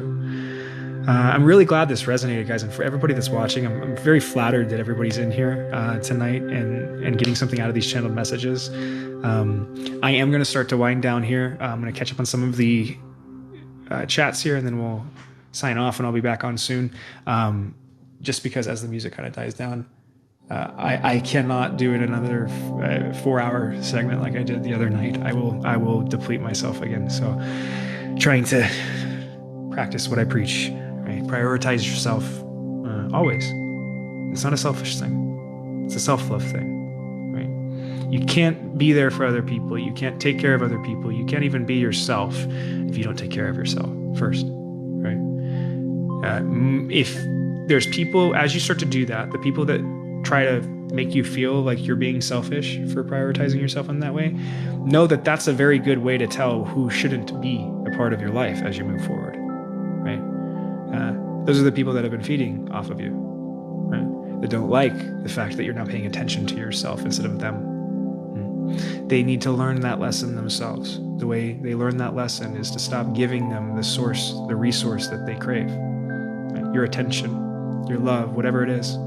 Give it to yourself first. Then you'll find exactly the people after you do that, loving of yourself, the people that you should be sharing that with and engaging with, they'll show up, right? Again, you may piss off a lot of people, but you'll feel good the entire time. And not because you're pissing them off, because you're being yourself.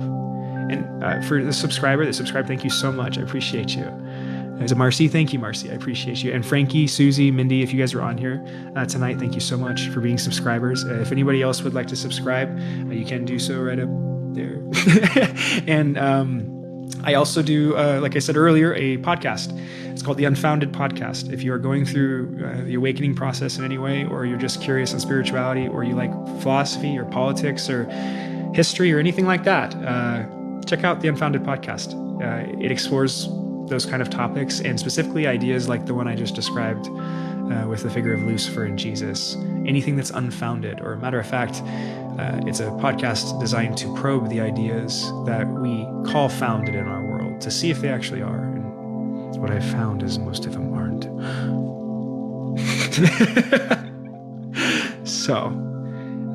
But check me out on there. My link tree on my profile here is how you can get access to all that. I've got some other projects I'm working on. I'll keep you guys included. Check back for lives. I'm going to be going live more often soon. Again, I'm not going to do schedules any more than just the day of, because as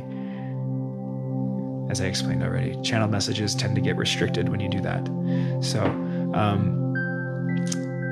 I will post day of when I'm going to do a live. And there might be some lives that just kind of pop on, because like I said, I have some other projects that I want to share with you guys and just hang out and, vibe with. So look for those over the next couple weeks too. Let's see here. Let me catch up on some of the comments, guys. Thank you so much for everybody that was in here and all the comments. Apologies for not being able to get to all of them. For anybody that I was able to read for, I hope that it resonated for you. And I hope it helps you, right? Know that these, like I said, one of my biggest goals here, guys, thank you, Laura, I appreciate that. One of my biggest goals here is to demystify these gifts and to let you know that you're not different than me. There's nothing different in you. And I mean that literally. You think the same way as I'm thinking right now. All you have to do is say it. That's why it's resonating with you. So know that there's not as far to go. As if you feel like you have a long ways to go, 211, know that it's not as far as you think. It's just a process of being more honest with yourself and externally. So absolutely, Kelly, no problem.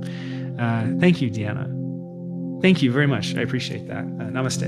And I'll be back on soon. So, I'm going to have to shake off some of the energy a little bit. I'm on here for 2 hours and I lose track of time. I just ramble. My goodness. But these are actually, before I go, I'm also posting these lives after the fact. If you want to go back to them and listen to them again, you can find them on the podcast. I'm going to post them once a week, so it won't be like right after. I'm going to kind of stagger them, but check back the week after we do these on the podcast, and you'll see the channeled message episode up there as well with the video and all the audio to go back through. So if there's something that you heard on here, one of the ideas I went through too quickly or just skipped over too quickly, know that you can go back and re-engage with that as well. So, you know what? That's a good idea. I will list it by date, Lisa. I only started with the first one because this is the third one. So the first one's posted right now. If you want to go back and listen to that one, it's pretty cool. It came out really good, actually. I was surprised, but I'll put the date on there too, so that you can get the exact date that it was broadcast on, remember which one it was. So cool. I'm glad that it resonated, guys. I'm glad that that's something you're excited about. So cool. I think this is this is the biggest live I've had so far. So thank you for being a part of it, and thank you for your support, and just be you guys. Good luck on whatever you're creating, because I know you're going to create something amazing. You just got to let yourself do it. That's what I'm working on too. Just allow yourself to do it, right? Walk over the little bit of water. It's not that much relative to what you've done up until this point. Thank you, All Crone. You've gone through so much in your life, so just a little bit more, right? Lots of love, guys. I'll see you soon. Bye. The Chosen. That's a good show. That's a good show. Check out The Chosen.